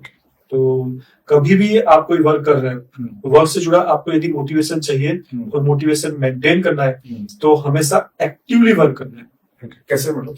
एक्टिवली वर्क का मतलब ये रहता है कि आप भी कुछ न कुछ नया करने की कोशिश कर रहे हो, आप लोगों की सलाह भी ले रहे हो, आप लोगों से डिस्कस भी कर रहे हो, कुछ और चीज करने की आप, तो ये सब अलग अलग रीजंस होते हैं जिसके कारण आप और रीमोटिवेटेड फील कराते हो खुद को, क्या ये करना है, कुछ नया करना है, कुछ और करना है, कुछ और किसी की सलाह लेनी है, चल दोस्तों कर रहा है, चलो ये भी कर सकते हैं, यही फील्ड में ये चीज को करते रहते हैं, ये चीज को ये वीक में पूरा करना रहता है बहुत बार, और फैमिली को स्टेबल करने का और जो थॉट रहता है कि मुझे, और बहुत बार यानी और अर्निंग जो होती है वो भी एक मोटिवेशन रहता है कि और ये साल में मुझे और ये टारगेट अचीव करना है, और इतना कमाना है, बच्चों के लिए करना है, फैमिली के लिए करना है। तो बहुत बार हमारी और अर्निंग भी मोटिवेट करती है, बहुत बार हमारा लोगों से और एक्टिव डिस्कशन के वर्क में और क्या और इम्प्रूवमेंट ला सकते हैं, हमारा पॉजिटिवली वर्क को करने का जो और एटीट्यूड रहता है वो भी हमको मोटिवेट करते रहता है। एंड जैसे मैंने कहा कि हर दिन सेम नहीं रहता एग्जाम्पल, तो कुछ दिन होंगे जिसमें सुबह उठते हैं एग्जाम्पल, राइट। सो उस दिन ऐसा भी होता है कभी कभार कि हमने 8 घंटे सो भी ली, राइट, लेकिन 2 एस्पेक्ट्स है कि फील ऐसा लगता है कि हम लोग टायर्ड है, लेकिन आफ्टर वो 8 घंटे सोने के बाद, मेरे साथ बहुत बार हो चुका है कि लाइक सो के उठे स्टिल वही फीलिंग आती है कि यू आर वेरी टायर्ड, वो लेकिन 8 घंटे तो हमने सोए हैं, ऐसा नहीं कि 4 घंटे सोए हैं। सो एंड देन वो फीलिंग भी नहीं आती है एग्जाम्पल टू स्टे मोटिवेटेड, और ये example certain days of the month या सर्टेन पीरियड में हो सकता है। सो इस पे एंड ये बहुत सारे लोगों को हो भी रहा होगा, नहीं भी हो रहा होगा, तो इसलिए क्या थॉट्स? लाइफ से आप कितना एक्सपेक्ट करते हैं, कितनी अपेक्षाएं रखते हैं, अपने आप से सेल्फ से कितना सेटिस्फाई हैं, और खुद पे कितना असंतोष है, वर्क पे कितना असंतोष है, लाइफ में आप कितनी अपेक्षाएं रखते हैं, बहुत सी वैसी चीजें रहती हैं, वो सब कॉन्शियसली माइंड में चलती रहती है। तो बहुत से थॉट्स चलते रहते हैं कि आज कुछ गलत हुआ, आज कुछ नेगेटिव हुआ, आज कुछ कॉन्फ्लिक्ट हुए। तो बहुत सी चीजें डे टू डे लाइफ में, वर्किंग लाइफ में या फैमिली लाइफ में चल रही हैं, तो बैकअप माइंड में चलती रहती है। और बहुत बार नींद में वो सब चीजें चलती रहती है, दिन में थॉट्स के रूप में चलती रहती हैं, और स्लीप में वो ड्रीम के रूप में चलती रहती है। कुछ ड्रीम वैसी होती है, कुछ और ड्रीम में चलने वाली चीजें वैसी रहती हैं कि माइंड के उस स्लीप के लेवल पे रहती है कि जो याद नहीं रहती। इसीलिए हमें और सुबह को ये याद नहीं रहता और रहता है कि हम ऑलरेडी सपने में थे, लेकिन कुछ कॉन्फ्लिक्चुअल मटेरियल माइंड में चल रहा है और वो डीप स्लीप पे नहीं जान दे रहा है, वो अच्छी स्लीप पे नहीं जान दे रहा है। इसीलिए 8 घंटे सोने के बाद भी हम और बहुत टायर्ड फील करते रहते हैं। तो हमारी अपेक्षाएं हैं, हमारे असंतोष है, हमारे डे टू डे लाइफ के कॉन्फ्लिक्ट हैं, हमारे बिजनेस के लॉसेस हैं, हमारे फैमिली में कुछ चीजें हो रही है वो है, अलग अलग हमारी जिंदगी में जो कुछ भी घटनाएं हुई हैं उससे रिलेटेड जो बैक प्रेशर रहता है, उससे रिलेटेड जो स्ट्रेस रहता है, वो कहीं ना कहीं स्लीप को डिस्टर्ब करता है, वो कहीं ना कहीं मोटिवेशन को डिस्टर्ब करता है, और स्लीप अच्छी ना होने से स्लीप डिस्टर्बेंस के लिए वो टायर्डनेस फीलिंग रहती है, माइंड इतना अलर्ट नहीं रहता, माइंड इतना एक्टिव नहीं रहता, जिससे और आलस आना, कंटाला आना, काम करने की इच्छा ना करना, ये सब चीजें ये और कुछ टाइम के लिए फीलिंग स्टेट रहती है। बहुत यानी क्रोनिक पार्ट नहीं था, तो 1-2 दिन में फीलिंग रहती है, दूसरे दिन या तीसरे दिन कुछ अच्छा हो जाता है, या वो कॉन्फ्लिक्ट जो होता है वो रिजोल्व हो जाता है। माइंड इंटरनल सबकॉन्शियस लेवल पे जो कॉन्फ्लिक्ट कर रहा है, जो घर्षण कर रहा है, यानी इंटरनल कॉन्फ्लिक्ट, और वो सब चीजें हट जाती है, और बंदा 2 या 3 दिन में फिर से मोटिवेटेड हो जाता है, बंदा फिर से वही काम करता है, सुबह उठ के वो फ्रेश फील करता है। तो ये चीजें कितना क्रॉनिक है, कुछ लोगों में ये सब चीजें क्रॉनिक है, कुछ कॉन्फ्लिक्ट क्रॉनिक चल रहे हैं, कुछ लॉस वैसे हुए हैं कि लॉस में से वो बाहर नहीं आ पा रहा है, वो 2 वीक 3 वीक 4 वीक से डिस्टर्ब है।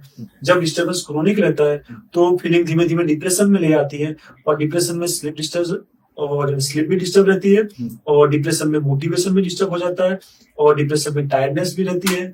तो बहुत बार और क्लिनिकली डिप्रेशन के लेवल पे जब हम जाने लगते हैं तो वो फीलिंग, नेगेटिव फीलिंग स्टेट जो मॉर्निंग में उठने के साथ चालू हो जाता है, वो कंटिन्यूस रह जाता है। वो हमको लगता है कि अब दिन में कोई कॉन्फ्लिक्ट नहीं हो रहा है, लास्ट 1 वीक से कोई कॉन्फ्लिक्ट नहीं, फिर भी मेरा मूड सुबह उठने के बाद इतना अच्छा क्यों नहीं है। तो कहीं ना कहीं वो जो कुछ टाइम तक आप जो डिप्रेशन में रहे, अब डिप्रेसिव स्टेट में माइंड रहता है, सेरोटोनिन का जो डिस्टर्बेंस माइंड में रहता है, सेरोटोनिन, डोपामिन और नॉरएपिनेफ्रिन कुछ केमिकल्स रहते हैं ब्रेन में, वो कुछ डिस्टर्बेंस के लेवल पे चलने लग जाते हैं, और वो डिस्टर्बेंस 2 वीक से ज्यादा हो तो कुछ क्रोनिक लेवल पे जाने लगे। इसके कारण अब कॉन्फ्लिक्ट भी नहीं है तो भी माइंड अच्छा फील नहीं कर पाता। तो बहुत बार हमें खुद को वजह, बहुत बार कुछ लोग हमारे पास वैसे आते हैं जो बोलते हैं सर पिछले 15 दिन से कोई वजह नहीं है, लास्ट 1 मंथ से कोई वजह नहीं है, लेकिन फिर भी सर वो जो फीलिंग आनी चाहिए वो फीलिंग्स नहीं आ रही है, मैं उतना अच्छा फील नहीं कर पा रहा हूँ। हाँ सर, 2-3 महीने पहले कुछ वजह थी, 2-3 महीने जिंदगी के बहुत खराब गए, और प्रोफेशनली भी खराब गए, फैमिली में भी खराब गए, लेकिन उसका जो आफ्टर इफेक्ट जो है वो अभी तक चल रही है। तो एक वजह ये होती है कि बहुत बार हम और to the point specific period के क्वेश्चन ही पूछते हैं, क्या सब कुछ अच्छा चल रहा है तो तू और इतना अच्छा फील क्यों नहीं कर रहा है। लेकिन हम थोड़ा बैक में जाते हैं, थोड़ा पास्ट में जाते हैं, तो मालूम पड़ता है कि पास्ट में जो ट्रोमेटिक और चीजें हुई हैं, वो ट्रोमेटिक चीजों को माइंड डाइजेस्ट नहीं कर पा रहा है, वो ट्रोमेटिक चीजों को माइंड निकाल नहीं पाया है, तो उसकी जो आफ्टर इफेक्ट है वो अभी ये स्टेट को इम्प्रूव नहीं होने दे रही। ओके। तो मेंटल हेल्थ में ये जो थॉट्स है और ये ड्रीम्स है, इनका भी रोल है एग्जाम्पल, राइट। तो इनको एक person example day to day life में, चाहे वो बिजनेस ओनर हो, प्रोफेशनल हो, वो उसको कैसे बैलेंस कर सकता है। थॉट जो है ना, और थॉट्स के लिए एक मस्त चीज करो, थॉट आना कोई बीमारी नहीं है। थॉट सबको आते हैं, जैसे मुझे भी आया कि यार 4 बजे ये लोगों के पास जाना है, यार जाने का मन नहीं है फिर भी चलो जाते हैं, यार संडे था नहीं जाना है, तो हाँ और ना के थॉट्स आते रहते हैं। लेकिन ये जो थॉट्स रहते हैं, ये थॉट्स जो रहते हैं वो बहुत स्ट्रॉन्ग इमोशंस के साथ नहीं रहते, और ये थॉट्स को माइंड इतना इंपॉर्टेंस नहीं दे देता है, तो ये थॉट्स आते हैं और जाते रहते हैं। कुछ चीज परचेस करने जाना है, कुछ चीज खरीदने जाना है, और माइंड कहता है कि नहीं जाना, तो 2 दिन के लिए टाल देता है, 3 दिन के लिए टाल देता है, लेकिन ऐसे और थॉट्स चलते रहते हैं। कुछ चीज देख रहा है, कुछ थॉट आया, फिर कुछ थॉट्स जो है, यानी मल्टीपल थॉट्स और डे टू डे लाइफ में चलते रहते हैं। तो थॉट्स आना कोई बीमारी नहीं है। दिक्कत कहाँ पे आ जाती है, जब आप नेगेटिव थॉट से प्री ऑक्यूपाई हो जाते हैं, कुछ इवेंट से प्री ऑक्यूपाई हो जाते हैं, और वो नेगेटिव थॉट्स को आप रिपीटेडली और मन में घुमाते रहते हो। एक थॉट को रिपीटेडली घुमाना और एक थॉट से जुड़े हुए क्वेश्चन करते रहना। मैंने आपको मूवी देखने जाने के लिए कहा और आपने ना बोल दिया, मुझे आप पे गुस्सा आया कि यार ये जब जब कहीं जाने को बोलता है तो मैं जाता हूँ, इसके साथ में हर जगह पे जाता हूँ, और आज मुझे कंटाला आ रहा था, आज मैं अकेला था, आज मैंने पहली बार बोला और ये ना बोल दिया। जब जब मैं बोलता हूँ तब तक ये कोई बहाने मारता है, ये हर बार बहाने मारता है, तो मैं इसके साथ अब कभी जाऊंगा ही नहीं, इसके साथ दोस्ती रखने का मतलब ही नहीं है। तो मैंने क्या किया, एक सिंपल सी बात थी कि आपने ना बोल दिया, बात खत्म, आप किसी वजह से किसी वर्क में ऑक्यूपाई है, ना बोल दिया, खत्म हो गया। लेकिन मैंने उसको पास से जोड़ना चालू कर दिया। तो जैसे कोई घटनाएं होती है तो माइंड जब अननेसेसरी वो और चेन ऑफ थॉट्स ला देता है, तब सब कॉन्फ्लिक्ट चालू होते हैं। तो हमारी लाइफ में कोई नेगेटिव घटना हुई, ये मैंने समझाने के लिए कहा, सेम वे कोई नेगेटिव घटना हुई, उस नेगेटिव घटना को मैंने लाइफ से जुड़ी सब घटनाओं से जोड़ना चालू किया। यार मेरी जिंदगी में इतने ट्रॉमा आए, वो मेरे साथ ऐसा किया, ये मेरे साथ ऐसा किया, सब लोगों ने मेरे साथ ऐसा किया, मेरी जिंदगी खराब है, कोई मुझे सपोर्ट नहीं करता, कोई मुझे समझता नहीं है। और वो नेगेटिव थॉट से जो प्री ऑक्यूपेशन आते रहते हैं, हम बाहर की दुनिया में जा नहीं रहे, नई चीजें कुछ कर नहीं रहे, और एक घर में बंद है, और अलग अलग प्रश्नों के, अलग अलग शब्दों के, अलग अलग थॉट्स के हम कुछ न कुछ आंसर ढूंढ रहे हैं, और वो प्रश्नों के जवाब नहीं होते। हमारी साइकियाट्री की भाषा में वो चीज को कहते हैं ऑटोमेटिक नेगेटिव थॉट्स। एक घटना से जुड़े हम बहुत से यानी ऑटोमेटिक नेगेटिव थॉट्स करते रहते हैं, जो अननेसेसरी डिटेल में जाने की आदत, अननेसेसरी प्रश्न करने की आदत ऑटोमेटिक नेगेटिव थॉट्स में फंसा के रहती है, और वो डिप्रेशन लाती है, वो रिलेशनशिप में कॉन्फ्लिक्ट कराती है। एक बात हुई कि सामने वाले ने कुछ मैसेज किया गुड मॉर्निंग, आपके पार्टनर ने गुड मॉर्निंग का मैसेज कर दिया, खत्म। आपने पार्टनर का मोबाइल देखा और आपने ऑटोमेटिक नेगेटिव थॉट्स चालू कर दिए कि और उस पर्सन को गुड मॉर्निंग बोल रही है, इसका उससे कोई रिलेशन तो नहीं है, ये उसके साथ कहीं बाहर तो नहीं जाती है, ये उसके साथ कोई रिलेशनशिप में नहीं है, ये मुझे चीट तो नहीं कर रही है, ये सही में और इसी बंदे को मैसेज कर रही है और किसी से भी मैसेज कर रही है, ये फ्रेंडशिप और अलग अलग लड़कों से कर रही है, ये अलग अलग लड़कों से फ्रेंडशिप कर रही है, तो कहीं ये फ्रेंडशिप और किसी रिलेशनशिप में कन्वर्ट तो नहीं कर देगी, ये बाद में मुझे चीट तो नहीं करेगी। अलग अलग थॉट लाना चालू किया और मालूम पड़ा कि उसने फिर सस्पिशियसनेस हर जगह पे वो डालना चालू किया। वो वाइफ के हर बिहेवियर को और ऑब्जर्व कर रहा है, वो कहीं न कहीं मोबाइल बार बार चेक कर रहा है, वो कहीं न कहीं अलग अलग लोगों से क्रॉस चेक कर रहा है, और वो शंकाएं कहीं न कहीं, वो तो अब नॉर्मल लाइफ है और किसी ने मैसेज किया और आपने रिप्लाई किया, वो धीमे धीमे धीमे धीमे बात को अननेसेसरी खींचना चालू किया, जिसने कॉन्फ्लिक्ट चालू किया। वो हर चीज में रोक टोक करना चालू किया कि तुझे इस लड़के से बात नहीं करनी, तुझे उस लड़के से बात नहीं करनी, तुझे इस लड़की से बात नहीं करनी, और धीमे धीमे धीमे धीमे रिलेशनशिप में कॉन्फ्लिक्ट चालू हुई। यानी सिंपल सी बात थी, कोई इंटेंशन नहीं था, कोई अननेसेसरी कुछ नहीं था, एक सिंगल मैसेज ने और चेन ऑफ थॉट चालू कर दिए, और चेन ऑफ थॉट के कारण वो और हर बात पे अननेसेसरी सलाह देने लगा। तो बहुत बार ये और चेन ऑफ नेगेटिव थॉट्स जो क्रिएट हो जाते हैं, ये बहुत बार और डिप्रेशन और या साइकोसिस या बहुत सी चीजों की वजह बन जाते हैं, रिलेशनशिप में कॉन्फ्लिक्ट की वजह बन जाते हैं। तो ये और जो थॉट है, थॉट आना कभी भी बीमारी नहीं होती, थॉट को खींचना बीमारी होती है, थॉट से प्रीऑक्यूपाई और रहना बीमारी होती है, थॉट को छोड़ के दूसरे थॉट में मूव ना करना वो बीमारी का रूप ले सकती है। तो थॉट को समय के साथ छोड़ना यदि हम सीखेंगे तो थॉट से जुड़ा हुआ और इमोशनल ट्रॉमा या साइकोलॉजिकल जो चीजें, साइकोलॉजिकल जो और सिचुएशन क्रिएट होती है, वो सिचुएशन क्रिएट नहीं होती। ओके, तो आपने शेयर किया थॉट्स को कैसे एग्जाम्पल, कैसे वो लिंक करके नेगेटिव के साथ में कैसे वो प्रोलॉन्ग होता है। तो और कभी कभार हमारे पास में ऐसा भी होता है कि हम लोग काम कर रहे हैं या फिर पर्सनैलिटी या डिफरेंट है, हम लोग कभी कभार ओवर थिंक करते हैं, राइट, एग्जाम्पल अननेसेसरी डिटेल में जाना, हाँ, एंड उसको और डेप्थ में हम लोग ओवरथिंक करते हैं।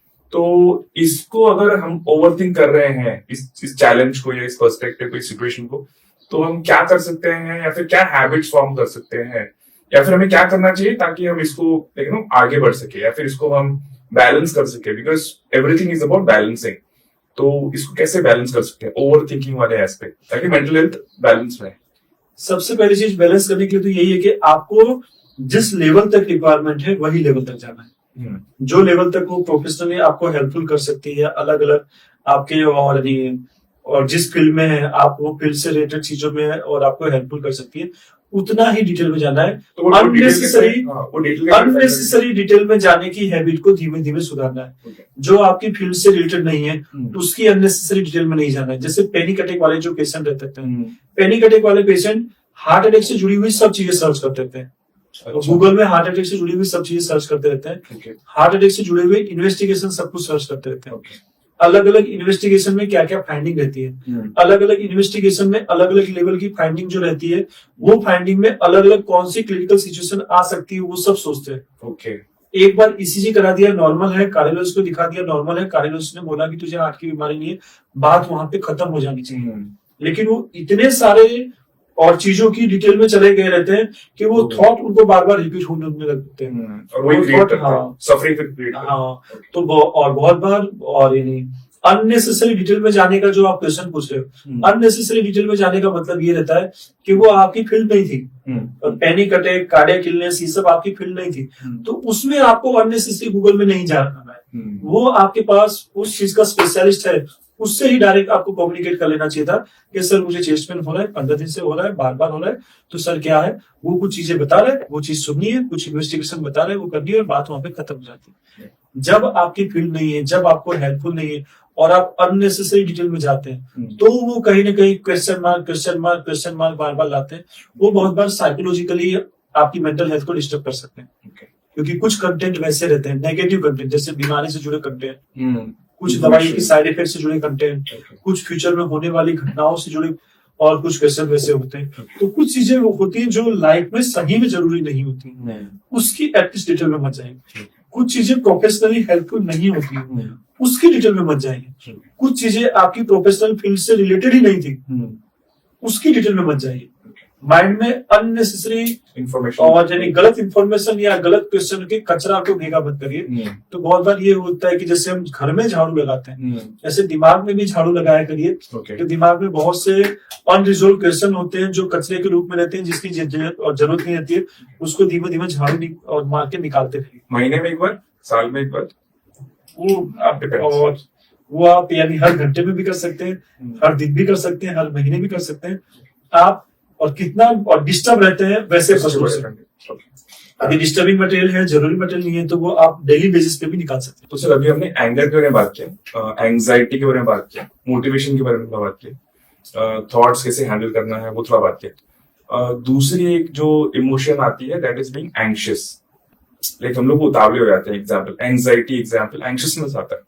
तो अभी का जो जमाना है या फिर जो ट्रेंड है वो है एग्जाम्पल AI, डिजिटाइजेशन और टेक्नोलॉजी, ये पूरा आ रहा है। तो इससे क्या हो रहा है कि काफी सारे वर्क ऑटोमेट हो रहे हैं, काफी सारे टास्क ऑटोमेट हो रहे हैं। आपने देखा होगा काफी सारे जॉब्स जा रहे हैं और नए जॉब्स AI वाले क्रिएट हो रहे हैं। तो एम्प्लॉइज होते हैं या फिर एग्जाम्पल बिजनेस ओनर्स होते हैं, तो बिजनेस ओनर्स क्या कर सकते हैं जिसमें से एम्प्लॉइज को एंजाइटी होती है कि इससे मेरी जॉब जा सकती है, राइट? क्योंकि हम डिजिटाइजेशन एम्प्लॉयर्स ला रहे हैं, तो एम्प्लॉइज माइट फील दी एंजाइटी कि भाई जॉब्स, एग्जाम्पल मेरी जॉब चली जाएगी बिकॉज अभी तो ऑटोमेट हो रहा है, राइट? तो एंड कुछ एम्प्लॉइज होते हैं काफी जो फोर्सी कर सकते हैं एग्जाम्पल ऐसी चीजें हो सकती है, तो उनको भी एंजाइटी होती है क्योंकि अभी नया एक और टेक्नोलॉजी है एजेंटिक AI करके, राइट? सो ऐसी सारी टेक्नोलॉजी आ रही है जिसमें से वर्क इज गेटिंग ऑटोमेटेड। तो इस एंजाइटी को वैलिडेट करने के लिए, इस एंजाइटी को मैनेज करने के लिए, इस एंजाइटी को काउंटर करने के लिए क्या कर सकते हैं which is disturbing my mental health? वो फ्यूचर में होने वाला है एग्जाम्पल, कैसे हो भी सकता है, नहीं भी हो सकता है, लेकिन उसको सोच के माई mental health would get block, example jobs would go away, मेरी जॉब चली जाएगी। तो उसके लिए आपकी क्या बात? सबसे पहली चीज तो ये है कि पर्सनल लेवल पे आप क्या कर सकते हो। तो आपके सुपीरियर जो भी है, आपके बॉस जो है, उससे एक हेल्दी कम्युनिकेशन यदि आपका है, तो बॉस के साथ आप डिस्कस कर सकते हैं कि सर ये सिचुएशन आ रही है, बहुत सी वैसी और मशीनरी आ रही है, बहुत सी वैसी मशीनरी हमारा वर्क खा जाएंगी या कुछ हमारी रिक्वायरमेंट नहीं रहेगी, कुछ वर्कर को आपको निकालनी पड़े, वैसी कंडीशन आ जाएगी। तो सर हमारा क्या और पोजीशन है, तो सर आप हमें पहले से बता देना कि हम अलग अलग ऑप्शन ट्राई कर सके। तो वो जो और थॉट है और एंजाइटी है, उसको डील करने का सबसे पहला और तरीका ये है कि आप पहले से प्रिपेयर्ड रहो। आप हेल्दी डिस्कशन करो, और हेल्दी डिस्कशन में सबसे पहली चीज ये आ जाएगी कि बहुत बार सामने से हेल्दी आपको रिप्लाई मिल जाता है। तो बॉस कहते हैं कि ना वो मशीन खुद का काम करेगी, लेकिन आपके लेवल का काम तो रहेगा ही। तो आपकी लेवल का खाली आप काम करते रहिए, आपको हम कहीं भी निकालने नहीं जा रहे हैं। आपकी वर्क जो है, आपकी वर्क प्रोफाइल हम थोड़ा सा चेंज कर देंगे। तो बहुत बार वो सिक्योरिटी मिल जाती है कि आपको कहीं जाना नहीं है, आपकी लेवल का कुछ वर्क जो है वो मशीन कर रही है और कुछ लेवल का वर्क हम आपको अलग वर्क और आपको दे देंगे। तो आपका वर्क डिस्ट्रीब्यूशन जो है वो थोड़ा सा चेंज हो जाएगा। आपकी जॉब की सेफ्टी है, आपकी जॉब को कहीं पे भी रिस्क नहीं है। तो सबसे पहली चीज जो है प्रॉपर डिस्कशन, हेल्दी कम्युनिकेशन से वो क्लियरिटी आ जाती है कि जॉब जाने वाली है कि नहीं जाने वाली है। और जब जॉब जाने वाली है, वैसी की सिचुएशन है क्योंकि बहुत सी और कंपनियां हैं जो और 10%, 20%, 30% वर्करों को निकाल देती है, तो वैसी सिचुएशन भी आती है। तो हेल्दी डिस्कशन से ये चीज हो जाती है कि कितने टाइम के बाद निकालना है। ओके, पहला कम्युनिकेशन वहां पे हुआ। दूसरा कम्युनिकेशन आपका जो सोशल ग्रुप है वहां से हुआ। और तीसरा कम्युनिकेशन होता है कि अलग अलग वे से आप ट्राई करना, जैसे न्यूज़पेपर से ट्राई किया, बहुत सी और एप्लीकेशन होती है वहां पे आपने ट्राई किया, तो अल्टरनेटिव वे जो है वो आपने ढूंढना चालू किया। तो जॉब तो होती है, वैकेंसी तो होती है, कुछ जगह से कुछ और वैकेंसियां घटती हैं। आपकी स्किल कितनी है, आपकी स्किल के अकॉर्डिंगली, आपकी प्रोफाइल के अकॉर्डिंगली आपको सर्च करना पड़ता है और सर्च करने के लिए टाइम चाहिए। तो जितना आप अलग अलग वे से ट्राई करोगे, अलग अलग वे पे आप जाओगे, तो आप जो है जॉब सिक्योरिटी जहां पे नहीं रहती है वहां पे आपको थोड़ा सा एक्टिव रहना पड़ता है। आप टाइमली एक्टिव रहोगे तो जो और एंग्जाइटी होती है, जो डिप्रेशन होता है, ऐसे पेशेंट हमारे पास बहुत आते हैं। अच्छा, ये जो और फार्मा कंपनी है, फार्मा कंपनी में बहुत बार टारगेट वाला अप्रोच रहता है। इतना टारगेट तो तुझे करना ही पड़ेगा सेल्स। हाँ, सेल्स में। तो वो टारगेट देते हैं और जब टारगेट नहीं कर पाते हैं तो सैलरी में से टारगेट पूरा करने के लिए परचेस करवाते हैं। अच्छा, तो वो लोग सैलरी का कुछ और 30%, 40% खा जाते हैं। तो बहुत बार वो यंग एज के जो लड़के होते हैं उनका प्रेशर और इतना बढ़ जाता है कि आप और मुझे 25,000 दे रहे हो और 15,000 खर्चा करा रहे हो, तो मुझे 10,000 ही मिल रहा है, 15,000 तो आप खर्चा करा दे रहे हो। तो बहुत बार सिचुएशन ये आ जाती है कि इतना प्रेशर भी होता है, कुछ और सुपीरियर लोग वैसे होते हैं कि गालियां भी बोलते हैं, एब्यूजिव वर्ड्स भी बोलते हैं। तो सिचुएशन वैसी होती है कि वो लोग जॉब छोड़ देते हैं। तो कुछ लड़के वैसे होते हैं कि जॉब छोड़ देते हैं, फिर एक्टिवली मेहनत नहीं कर पाते हैं, दूसरी जॉब नहीं मिलती है, 2 महीना, 3 महीना, 4 महीना, 6 महीने से घर पे बैठे रहते हैं और डिप्रेशन में आ जाते हैं और हम लोगों के पास ट्रीटमेंट के लिए आते हैं। कुछ लड़के उतावली, इंपल्सिवली वो कॉन्फ्लिक्ट कर देते हैं और सडनली जॉब छोड़ देते हैं। तो यानी अलग अलग लोग और एज ग्रुप अलग अलग हो सकता है। वो 20+ वाला भी होता है, 30+ वाला भी होता है, 40+ वाला भी होता है। अलग अलग रीजन से जब जॉब छूट जाती है, आपने दूसरे ऑप्शन जॉब छोड़ने से पहले यदि आपने खुद छोड़ी है तो अलग अलग ऑप्शन ट्राई नहीं किए, अलग अलग और तरीके से यदि ट्राई नहीं किया है, दूसरी जॉब नहीं मिल जा रही है, तो आप डिप्रेशन में जाने का रिस्क सबसे ज्यादा होता है। क्योंकि ये आपकी फैमिली को डेली कुछ अमाउंट ऑफ मनी तो चाहिए। कुछ लोगों के पास सेविंग होती है और सेविंग से थोड़े दिन घर चल जाता है। ऐसे पेशेंट भी हमारे पास है कि सर 4 महीने से जा रहे हैं, अभी तो सेविंग से चल रहा है, लेकिन कब तक। तो वो बोलते हैं सर मैं ट्राई कर रहा हूँ लेकिन मिल नहीं रहा है। तो ये बहुत कॉमन वजह होती है जॉब सेफ्टी या जॉब सिक्योरिटी वाली जो बात होती है। तो जब हमें कुछ महसूस होना चालू होता है कि मेरी जॉब सिक्योर नहीं है, तो मुझे एक्टिवली अलग अलग वे ट्राई करने हैं। अलग अलग ऐप होती है, न्यूज़पेपर होता है, रिलेटिव होते हैं, दोस्त होते हैं, हमारे सुपीरियर होते हैं, हमारी पास्ट जो ग्रुप होता है वो होता है, हमारा खुद का बॉस होता है, जो हेल्दी कम्युनिकेशन से बहुत बार ये मैसेज दे देते हैं कि हमारे पास आपके लिए अब ज्यादा टाइम तक जगह नहीं है, 3-4 महीने में आप खुद का रास्ता करो। तो आपका अप्रोच जितना हेल्दी रहता है, आपका अप्रोच जितना एक्टिव रहता है, उतना जॉब छूटने से जुड़ा हुआ जो स्ट्रेस होता है वो उतना आप इतनी अच्छी तरीके से मैनेज कर सकते हैं। तो एक्टिव अप्रोच, हेल्दी अप्रोच और टाइमली अप्रोच साइकोलॉजिकल डिस्टर्बेंस से बचा सकती है। ओके। तो एज एन एम्प्लॉयर आपको कॉन्वर्सेशंस करने चाहिए आपके टीम मेंबर्स के साथ में कि ऐसा कुछ हो रहा है, एंड इस एस्पेक्ट में आइदर आपको अपस्किल करके हम दूसरा एक काम दे देंगे, या तो फिर एग्जाम्पल वो नेगेटिव मतलब वो नहीं होने वाला है, उनको एक अंडरस्टैंडिंग दे देते हैं कि ऐसा होने नहीं वाला है बिकॉज मशीन इतना ही काम करेगा और एग्जाम्पल आपका काम तो रहेगा।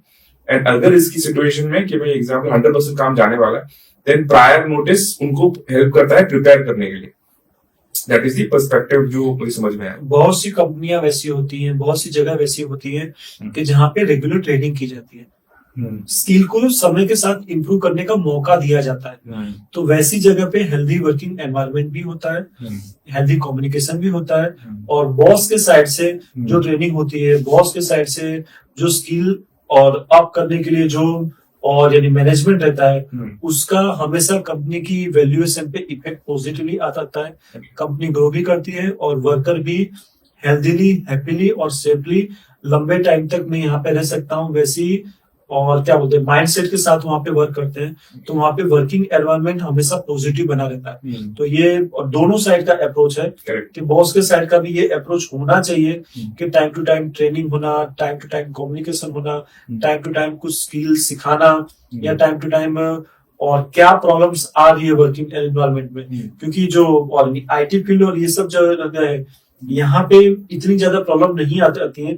अलग अलग फील्ड में अलग अलग प्रॉब्लम होती है।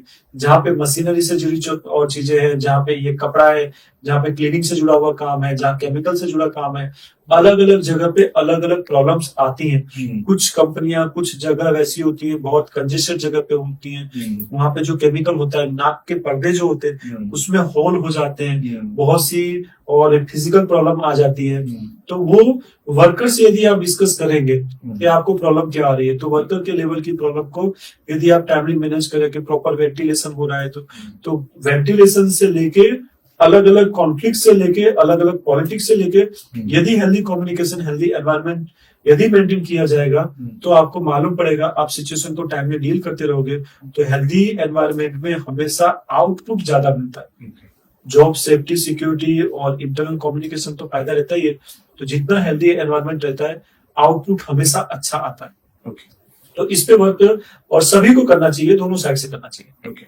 तो जो प्राइमरी पर्सपेक्टिव आपने बोला कि भाई अपस्किलिंग सेशंस या जो स्किलिंग सेशंस एम्प्लॉयर्स कर सकते हैं, और ये करने से मोरल भी बढ़ता है and then mental health is also better because constantly upskill हो रहा है। तो दैट इज एक चीज जो एम्प्लॉयर्स कर सकते हैं। आपने बोला कि भाई वर्कर जो है वो भी ये कर सकते हैं कि भाई उनका स्किलिंग अलग अलग पर्सपेक्टिव से बढ़ा सकते हैं।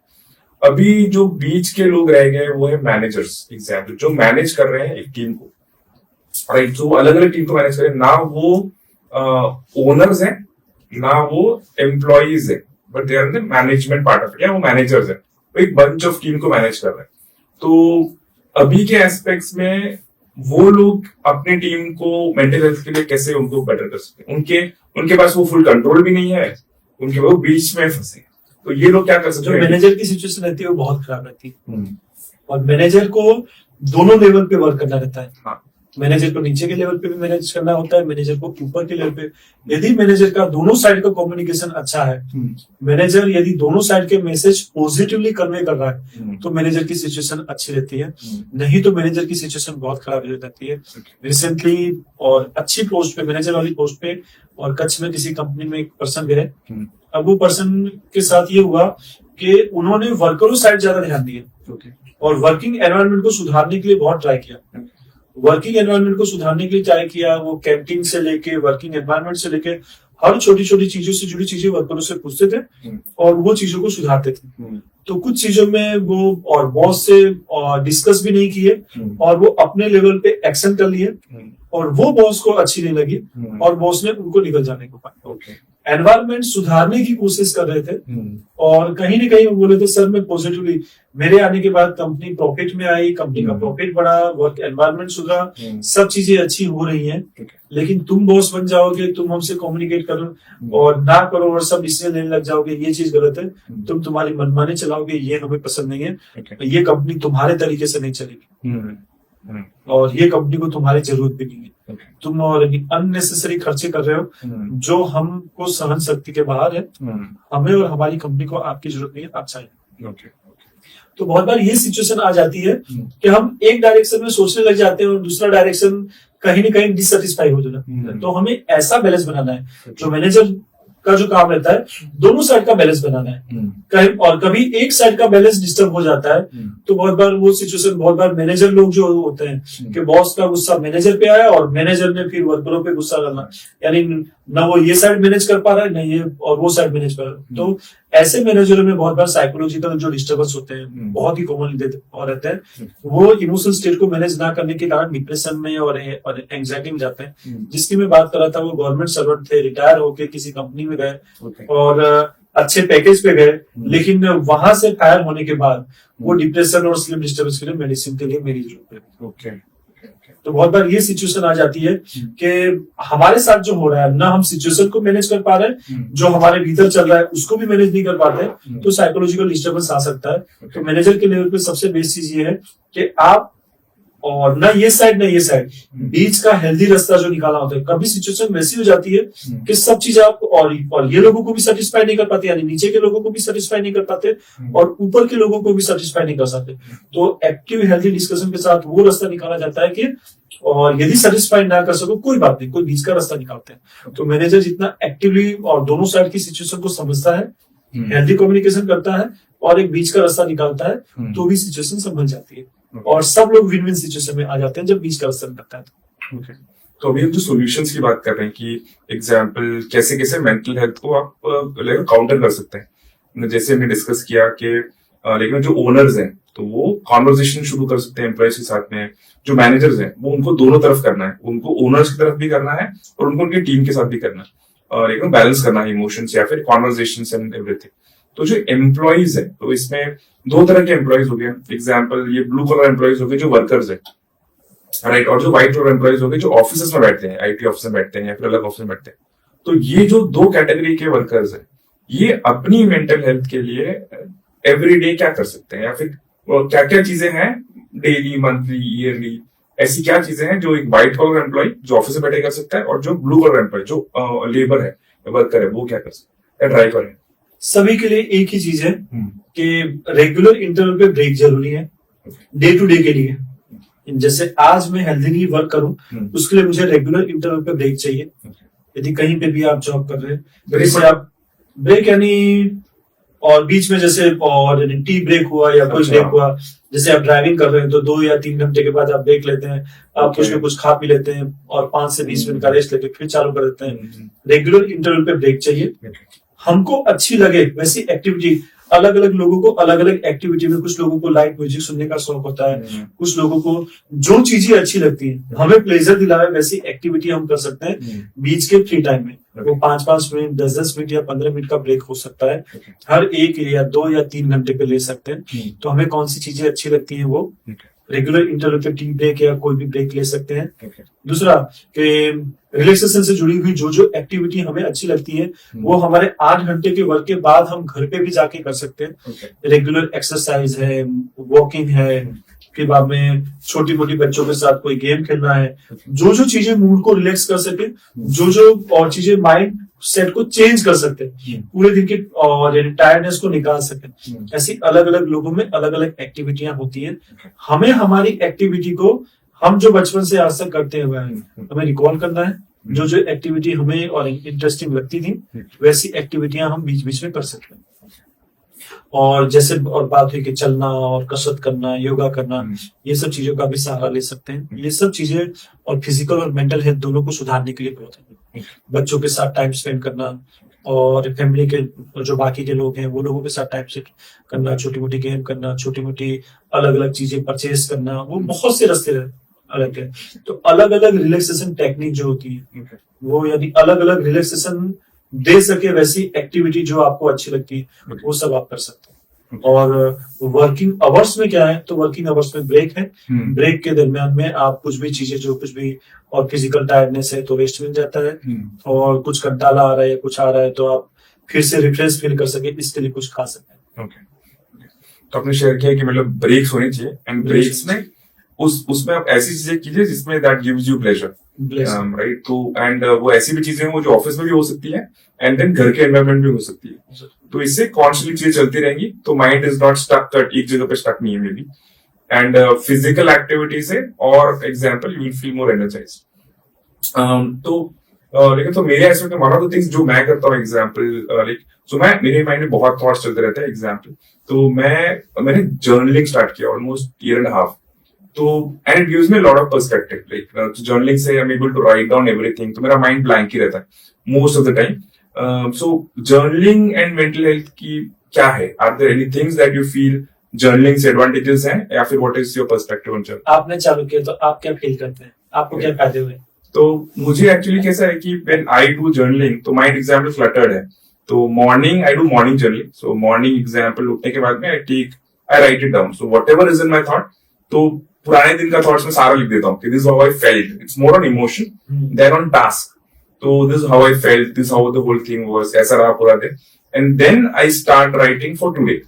Right, these are the things आज चल रही हैं, ये ऐसा होने वाला है, लेकिन this the perspective, this what I am gonna look at, इसमें ये मजा आने वाला है, इसमें this gonna be challenging part of it.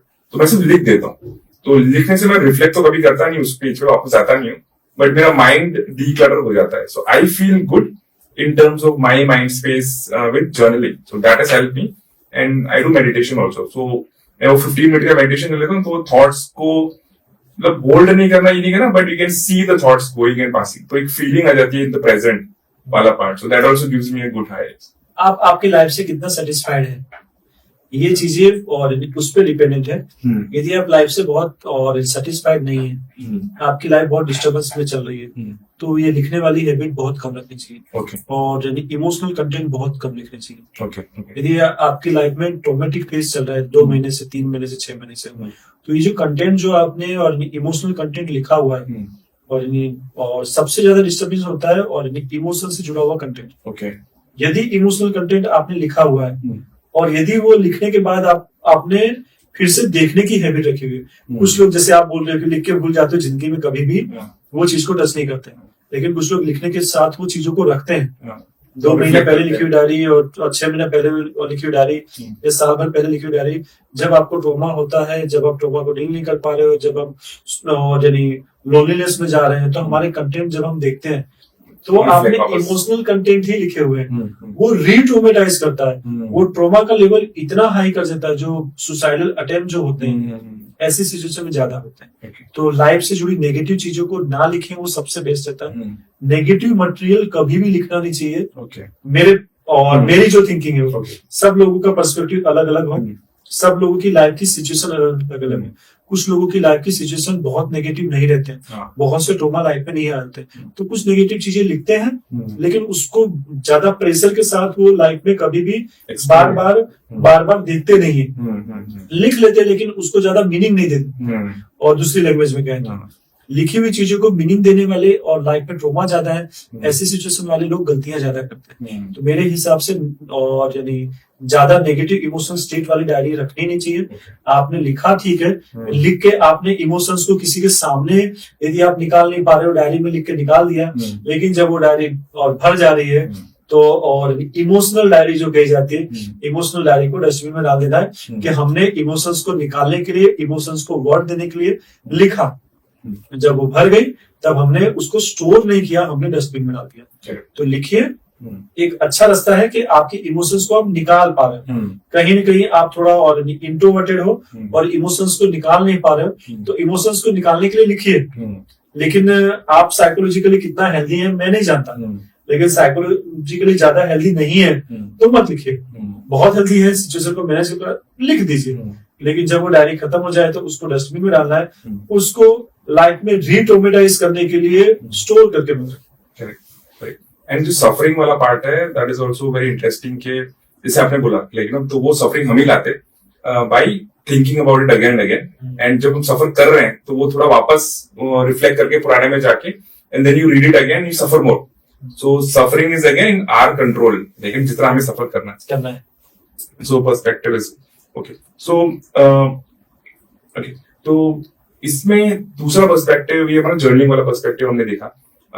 Mental health में हैबिट्स, लाइक यू नो, तो हैबिट्स में फूड हैबिट्स में लेकिन ऐसे उसके एलिमेंट्स हैं जो मेंटल हेल्थ को इफेक्ट कर सकती है, या फिर कौन सी और हैबिट्स हैं आपको लग रहा है जिसपे आपने टच नहीं किया है, वो हैबिट्स हम डाल सकते हैं स्पेशली इन फूड और स्पेशली इन अदर थिंग्स, जिससे mental health can become stronger. Healthy habit आप डेवलप कर सकते हो. हेल्दी हैबिट और जिसको आपने टच नहीं किया है, तो फूड की जो हेल्दी हैबिट है कि कौन से फूड नहीं खाने हैं, कौन से फूड लिमिट में खाने हैं. तो फूड की हेल्दी हैबिट जो होती है, वो स्लीप की हेल्दी हैबिट के टाइम से कब सोना है, कब जागना है, स्लीप की हेल्दी हैबिट जो होती है वो. फिर बाद में अलग अलग बहुत सी हैबिट है जो हेल्दीली आप कर सकते हो, जैसे मॉर्निंग वॉक है, मॉर्निंग एक्सरसाइज है, योगा है. कुछ हैबिट यानी आप रेगुलर बेसिस पे कर रहे हैं, तो रेगुलर बेसिस पे कुछ एक्टिविटी करने की यदि आप हैबिट डेवलप कर रहे हैं, यदि वो पॉजिटिव है, यदि वो हेल्दी है, तो वो और मेंटल हेल्थ को इम्प्रूव करेंगे। लेकिन यदि वो और यानी फॉल्टी है, यानी अनहेल्दी है, तो वो हैबिट कहीं ना कहीं डिस्टर्ब भी कर सकते हैं। तो हेल्दी हैबिट्स कुछ भी डेवलप करो, वो समय के साथ आपकी फिजिकल और मेंटल हेल्थ दोनों को इम्प्रूव करेगी ही करेगी। और यदि ईटिंग हैबिट आपकी अच्छी नहीं है, तो कोलेस्ट्रॉल बढ़ना ही बढ़ना है, आपको फिजिकल इलनेस आनी है, कार्डियक इलनेस आएगी, या और बीपी बढ़ेगा, या स्ट्रोक होगा, स्ट्रोक के कारण डिसेबिलिटी आएगी, और वेट गेन होगा, वेट गेन के कारण नी की प्रॉब्लम आएगी, जॉइंट्स की प्रॉब्लम आएगी। हैबिट यदि और यदि आपकी हैबिट हेल्दी नहीं है, तो फिजिकल इलनेस कहीं कहीं लाएगी, और फिजिकली डिस्टर्बेंस कहीं कहीं साइकोलॉजिकल डिस्टर्बेंस में लाएगा। स्लीपिंग हैबिट अच्छी नहीं है, तो वो भी डिस्टर्बेंस लाएगा। यदि आप सब्सटेंस वाली हैबिट है, तो वो कहीं कहीं कैंसर या कुछ ना कुछ प्रॉब्लम्स लाएगी। तो जितनी अनहेल्दी हैबिट्स हैं, अनहेल्दी हैबिट्स को सुधारना है, और हेल्दी हैबिट्स को धीमे धीमे डेवलप करना है। So it's a balance of example mind, health and sleep. लेकिन और ये तीनों कनेक्टेड है, एक डिस्टर्ब होता है example, then eventually leads to mental health being disturbed. So balance करने के लिए physically keep doing things, sleeping on time, having good habits and mental health will be balanced उसके एस्पेक्ट। तो एक ही क्वेश्चन था कि इंडिया में कैसा है कि पूरा फैमिली बिजनेस है, 80% of the business India is family business, right. और ये फैमिली बिजनेसेस में there are daughters in the business, sons हैं, जैसे आपने बोला कि एग्जाम्पल ब्रदर्स हैं, और ये फादर्स हैं, हस्बैंड्स हैं, वाइफ्स हैं, सब बिजनेस हैं, राइट। और ये बिजनेस वाला एनवायरनमेंट 10 to 7 करते हैं, and then they go home, right. तो होम में अलग पर्सपेक्टिव चलता रहता है। तो ये फैमिलीज जो फैमिली बिजनेसेस में है, अलग अलग जनरेशन, 1 जनरेशन, 2 जनरेशन, 3 जनरेशन, ये लोग मेंटल हेल्थ को बेटर करने के लिए क्या कर सकते हैं? क्योंकि वहां पे भी क्लैशेस होंगे, यहाँ पे भी क्लैशेस होंगे, सोल्यूशंस होंगे, वहां पे सोल्यूशंस निकलेंगे, अनरिजॉल्व होंगे। तो आपके मन में ऐसा कुछ चीज है, या फिर ऐसा कोई प्रैक्टिस है, या फिर ऐसी कुछ चीजें हैं, स्टेप्स है, या ऐसा कुछ एडवाइस है फैमिली बिजनेस के लिए, जो फैमिली बिजनेस में है, जो मेंटल हेल्थ आप बेटर कर सकते हैं? तो सबसे पहली चीज ये है कि और जैसे और ये तरीका ज्यादा अच्छा नहीं है, और दूसरे तरीके से जाए तो और हम और बिजनेस वाली भी जिंदगी जीते हैं, हम सोशल जिंदगी भी जीते हैं। दो जिंदगी को हमेशा जब और अलग अलग जिएंगे ना, तो और हेल्दी होम एनवायरनमेंट रहेगा। अच्छा, तो हेल्दी होम एनवायरनमेंट रहने के लिए सबसे पहली चीज है, दो जिंदगियां हैं, दोनों को सेपरेट रख के जियो। तो हार्ड है, दो जिंदगी है, दोनों को अलग रख के जियो। दो जिंदगी है, दोनों को अलग करने की और कोशिश करो। अलग रख के ना जी पाओ तो कोशिश करो कि यार कल मॉर्निंग में जाएंगे तो वर्किंग आवर जो है सुबह 9 से शाम के 5 के बीच में अपने प्रोफेशनल डिस्कशन करेंगे सब चीज, और सब फैमिली मेंबर को धीमे धीमे ये मैसेज देना चालू कर देना है कि सुबह 9 से 5 के बीच में ही प्रोफेशनल डिस्कशन करना है, उसके सिवा प्रोफेशनल डिस्कशन नहीं करना है। या तो दूसरा तरीका, जब हम ऑफिस में जाएंगे तभी ही प्रोफेशनल डिस्कशन करने, घर पे फेस टू फेस में प्रोफेशनल डिस्कशन पॉसिबल हो उतना कम करेंगे। ऐसा ना बिल्कुल 0-0, पॉसिबल हो उतना कम करेंगे। तो कुछ चीजों का जो है ना, हम जो लोगों के साथ बिजनेस एनवायरनमेंट में रहते हैं वही लोगों के साथ फैमिली एनवायरनमेंट में रहते हैं, तो बहुत बार लाइफ मैकेनिकल हो जाती है। हम मशीन नहीं है, हम और इंसान है। यदि हमें हेल्दी लाइफ जीनी है तो हमें और इंसानों की तरह भी बिहेव करना है। तो प्रोफेशनल जिंदगी के सिवाय की सोशल जिंदगी भी होनी चाहिए। तो सोशल जिंदगी जी सके इसके लिए प्रोफेशनल कम्युनिकेशन घर पे पॉसिबल हो उतना अवॉइड करना है, उतना टालना है, उतना धीमे धीमे सबको ये एटीट्यूड सिखाना है कि यार वो प्रोफेशनल जगह पे ही बात करेंगे कि दोनों जिंदगी जीनी है, दोनों जिंदगी को सेपरेट रखना है। घर पे थोड़ा लाइट कम्युनिकेशन, थोड़ा सोशल कम्युनिकेशन, थोड़ा अलग अलग जो भी सोशल कम्युनिकेशन से रिलेटेड चीजें हैं, जो पड़ोसी हैं, रिश्तेदार हैं, उससे रिलेटेड ही डिस्कशन करना है, सोशल इवेंट से रिलेटेड ही डिस्कशन करना है। प्रोफेशनल डिस्कशन जब प्रोफेशनल जगह पे जाएंगे तब तो वो और इमोशनल लर्निंग जो होती है और हेल्दी सोशल इमोशनल लर्निंग जो होती है वो सोशल लाइफ जियोगे तभी आएगी। तो सबसे बेस्ट तरीका यह है कि जब फैमिली आपकी बिजनेस में इन्वॉल्व है तो और बिजनेस से रिलेटेड डिस्कशन घर पे पॉसिबल हो उतना अवॉइड किया जाए, या पॉसिबल हो उतना मिनिमाइज किया जाए। एक रास्ता तो ये है। तो प्रोफेशनल डिस्कशन घटा, आप हेल्दी सोशल कम्युनिकेशन कर रहे हो, आप और हेल्दी लाइट एक्टिविटियां कर रहे हो, साथ में प्लेजरेबल एक्टिविटियां कर रहे हो, तो चीजों को बैलेंस कर पाओगे, चीजों को और मैनेज कर पाओगे। क्योंकि आप घर पे जाने के बाद लाइट एक्टिविटियां कर रहे हो, प्लेजरेबल एक्टिविटियां कर रहे हो, तो आप एक दूसरे से और सेटिस्फाइड रहोगे हमेशा। हर जगह प्रोफेशनल एटीट्यूड बना के जीते हैं तो बहुत बार वही का वही चेहरा, वही का वही काम और वही का वही बातें देने समय के साथ एक दूसरे से मन मुटाव बढ़ जाता है। तो बहुत बार वो मन मुटाव टालने के लिए दो लाइफ को पॉसिबल हो उतना सेपरेट करके चाहिए और दोनों लाइफ को बैलेंस बना के चाहिए। दोनों लाइफ जरूरी है, दोनों लाइफ जीना सीखो। दोनों लाइफ जीना सीखोगे तो इतनी दिक्कत पर्सनल लाइफ में नहीं है। तो अगर हम प्रोफेशनल लाइफ को 16 घंटे जी रहे हैं या वीक में 90 घंटे जी रहे हैं लेकिन सोशल लाइफ कुछ है ही नहीं, घर पे जाके भी मोबाइल, तो जितना आप बैलेंस अप्रोच रहोगे कि 8 से 12 घंटा प्रोफेशनल लाइफ है लेकिन कुछ अच्छी हेल्दी सोशल लाइफ भी है साथ में रहने वालों के साथ, तो दिक्कत उतनी नहीं है। फैमिली बिजनेस है, सब फैमिली बिजनेस में इन्वॉल्व है तो भी। सर अभी दूसरा एक और पर्सपेक्टिव था, जो मेन है वो अलग तरीके से सोचते हैं, राइट? उनका माइंडसेट थॉट प्रोसेस अलग रहता है। जो वुमेन है वो अलग सोचते हैं, राइट? सो इमेजिन करते हैं बॉयफ्रेंड गर्लफ्रेंड या इमेजिन करते हैं दो working professional husband wife, right? So बहुत सारे सिचुएशन में I am just giving example के मेन होंगे कि भाई ये फॉट ओवर समथिंग, इस पे हमारा झगड़ा हुआ, बहस हुआ, सो राइट, सो वो लोग वही है, वही अटक जाते हैं कि हम लोग यहाँ पे आए, एंड नेक्स्ट कॉन्वर्सेशन पे वो लोग उसी को कंटिन्यू करते हैं।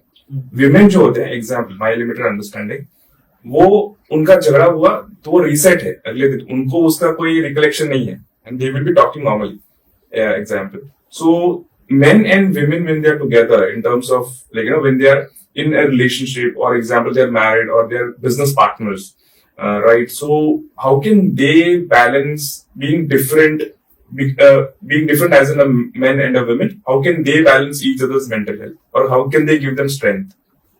Actually उससे पहले ये चीज बताना चाहूंगा कि और क्यों वो दोनों में डिफरेंस है। एक तो बॉडीली यदि देखने जाओ तो हार्मोनल प्रोफाइल दोनों की अलग अलग है, और एनवायरमेंटल जो लर्निंग है, एनवायरमेंटल लर्निंग बचपन से ब्रॉटअप जो है वो बचपन से ही उस टाइप का दिया गया है।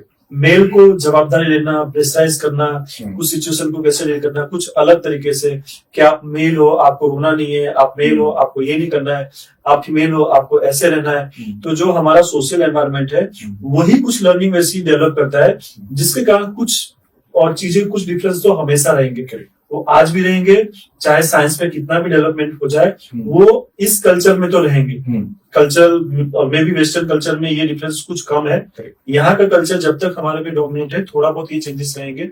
दूसरी भाषा में कहें तो एक मुस्लिम है और एक जैन है, दोनों साथ में स्कूल जाते हैं, साथ में पढ़ते हैं, दोनों का घर बाजू बाजू में, और वो टिपिकल जैन है और वो टिपिकल मुस्लिम है। यहाँ पे नॉनवेज बन रहा है, यहाँ पे नॉनवेज नहीं बन रहा है, यहाँ पे और आलू और वो सब चीजें भी नहीं खाई जा रही है, यहाँ पे शाम के 6 बजे के बाद खाना नहीं खाया जा रहा है। दोनों और यानी मेल है और दोनों फीमेल है या दोनों ह्यूमन बीइंग है, दोनों और क्या बोलते हैं सब कुछ, और देखने जाओ तो सेम है, बॉडीली सब लोग सेम है, लेकिन थिंकिंग पैटर्न दोनों की टोटली डिफरेंट। तो ये जो अलग अलग पर्सपेक्टिव लिविंग का है, बहुत बार हमारा रिलीजन भी बीच में आ जाता है, बहुत बार हमारा फैमिली एनवायरनमेंट भी बीच में आता है। एक पर्सपेक्टिव नहीं होते, बहुत से पर्सपेक्टिव होते हैं, जिसके कारण थिंकिंग पैटर्न दोनों की अलग अलग हो सकती है। जैसे मैंने ये जैन और मुस्लिम और नाम से यूज किया, सेम वे और फैमिली में भी बहुत सी होती है। रिलीजियस एस्पेक्ट जैसे ब्राह्मण है या अलग अलग को भी राजपूत है या अलग अलग यादव है या जैन है या अलग अलग कास्ट पे भी देख लो, रिलीजन पे देख लो, अलग अलग वे ऑफ लर्निंग लोगों ने अलग अलग एस्पेक्ट से सीखी हुई रहती है, जिससे थिंकिंग पैटर्न अलग होती है। सेम वे प्रोफेशनल चीजों में आ जाते हैं। तो और जैसे सोशल लर्निंग की और मैंने बात की, वैसे प्रोफेशनलिज्म भी आ जाता है कि फीमेल को इतना ही प्रोफेशनल इन्वायरमेंट रखना है, फीमेल की और इतनी ही रिस्पॉन्सिबिलिटी रखनी है, फीमेल को इतना लेवल तक ही करना है, फीमेल को घर भी संभालना है, फीमेल को फैमिली भी संभालना है, फीमेल को दोनों फैमिली भी संभालना है, मैटरनल और सामने वाली फैमिली और ये सब भी। तो अलग अलग जो थिंकिंग डाली जाती है वो थिंकिंग का हमारे बिहेवियर पे रोल रहता है, वो थिंकिंग का हमारे डिसीजन मेकिंग पे रोल रहता है। तो फीमेल बहुत बार बहुत कंजर्वेटिव वे में जाती हैं, बहुत बार लिमिटेशन में जाती है कि यार इतना करना है, इतना करना है, इतना करना है, इससे ज्यादा नहीं करना है ना, हो रहा है ना, चल रहा है ना, चलते हैं। तो बहुत बार पार्टनर में जब मेल फीमेल दोनों रहते हैं तो बहुत बार कंजर्वेटिव अप्रोच या लिमिटेड चीज करना है, सेटिस्फाइड, तो बहुत लंबे टाइम से कुछ लर्निंग उस फीमेल को वैसी गई होगी, जिसके कारण उसका अप्रोच ऐसा है। और कुछ फीमेल में वैसी लर्निंग नहीं दी जाती है। और साथ में प्रोफेशनल बंदा जो है वो जितना एक्टिव है, उसके साथ रहने के कुछ पैटर्न वो डेवलप करती है। तो बहुत बार वो कॉम्पिटिटिव नेचर बहुत सी फीमेल में रहता है, बहुत बार वो एटीट्यूड बहुत सी फीमेल में रहता है, वो हमारी बराबरी पे काम करती है, हमारी बराबरी पे काम करती है। क्यों? क्योंकि वो सोशल लर्निंग जो होती है विद इन द फैमिली और आउटसाइड द फैमिली, वो उसमें इतना डोमिनेंस नहीं है उसकी थिंकिंग पैटर्न में। वो हमारे साथ रह रहे के हमारी थिंकिंग पैटर्न पे चल रही है, तो वहां पे मैनेज करना बहुत ज्यादा डिफिकल्ट नहीं रहता है।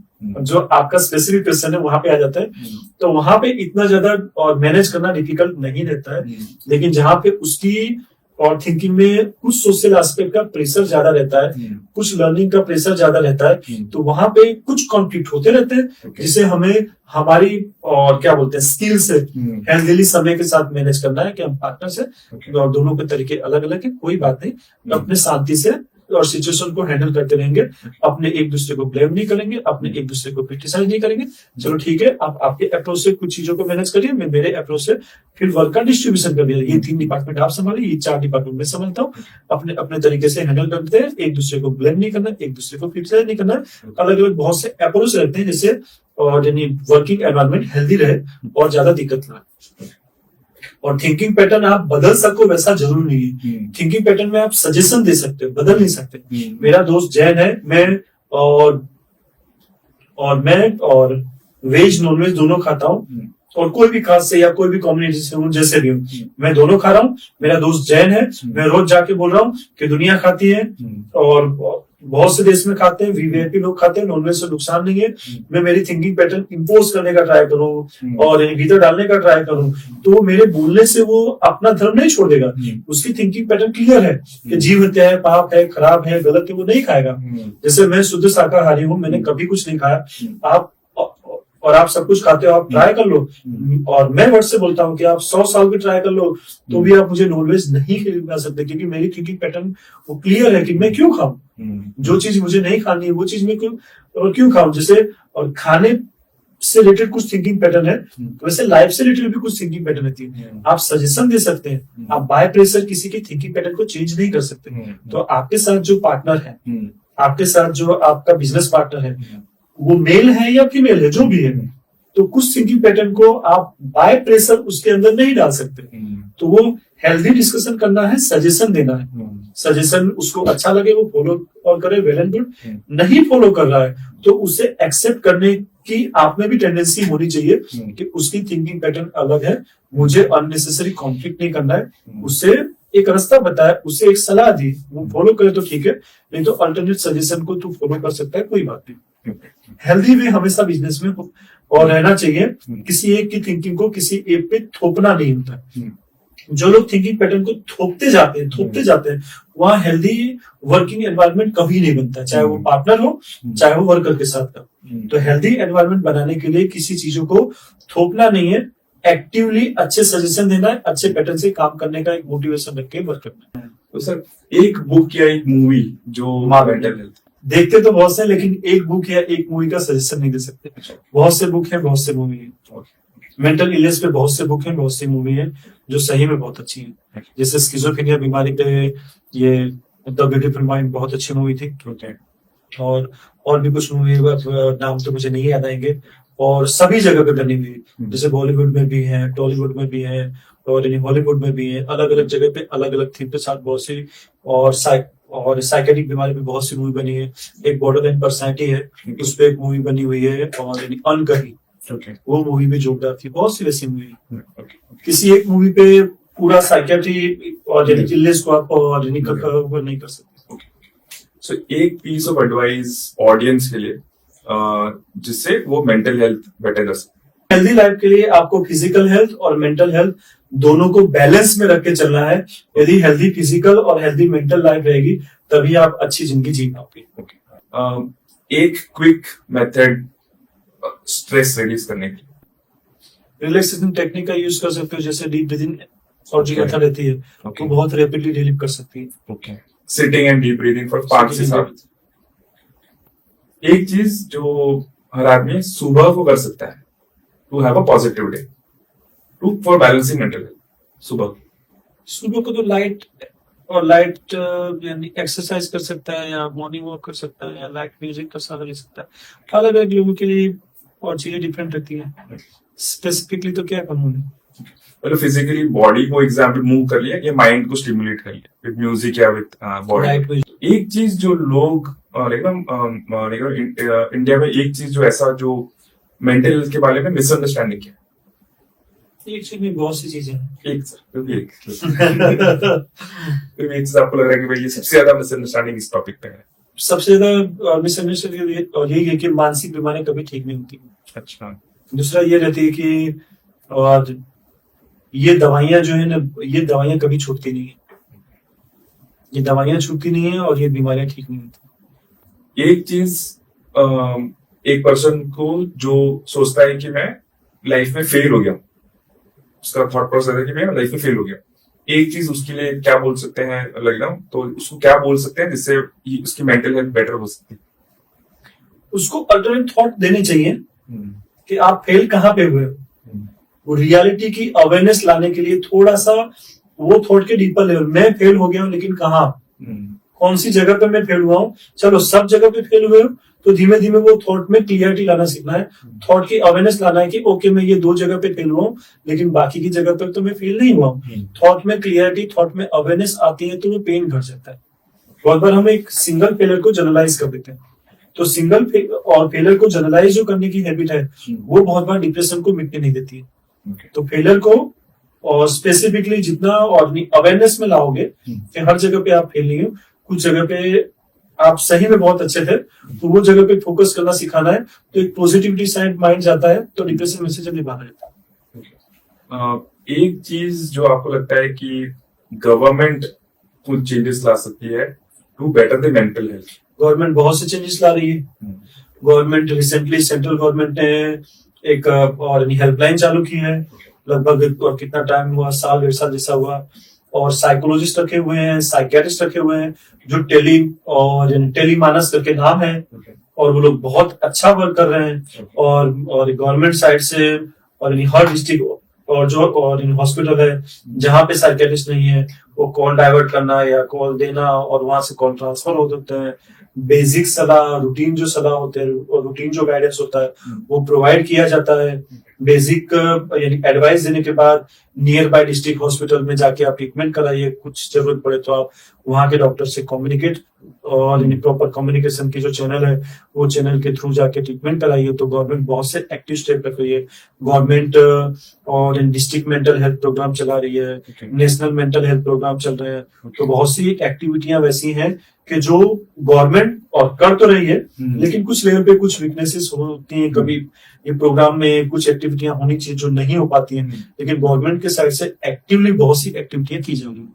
और रिसेंटली जो टेलीमानस चालू किया वो तो बहुत अच्छा किया हुआ। So doctor Ramashankar sir, I think लेकिन बहुत मजा आया आपके साथ में डिस्कशन करते हुए। बहुत सारे टॉपिक्स पे हमने कवर किया, कॉमन चीजों पे कवर किया, मेंटल हेल्थ के चैलेंज के हिसाब से। आपने आपके डी एडिक्शन सेंटर के बारे में थोड़ा बताया, एंजाइटी, एंगर, मोटिवेशन, बहुत सारे टॉपिक्स पे बात किया। And again how to have balanced life, health और health and mind example, how to have balanced activities, उस पर काफी सारी बातें हुई। थैंक यू सो मच कि आप यहाँ पे आए और आपने आपका टाइम दिया। It was amazing to talk to you, and we also loved having these conversations. So thank you so much.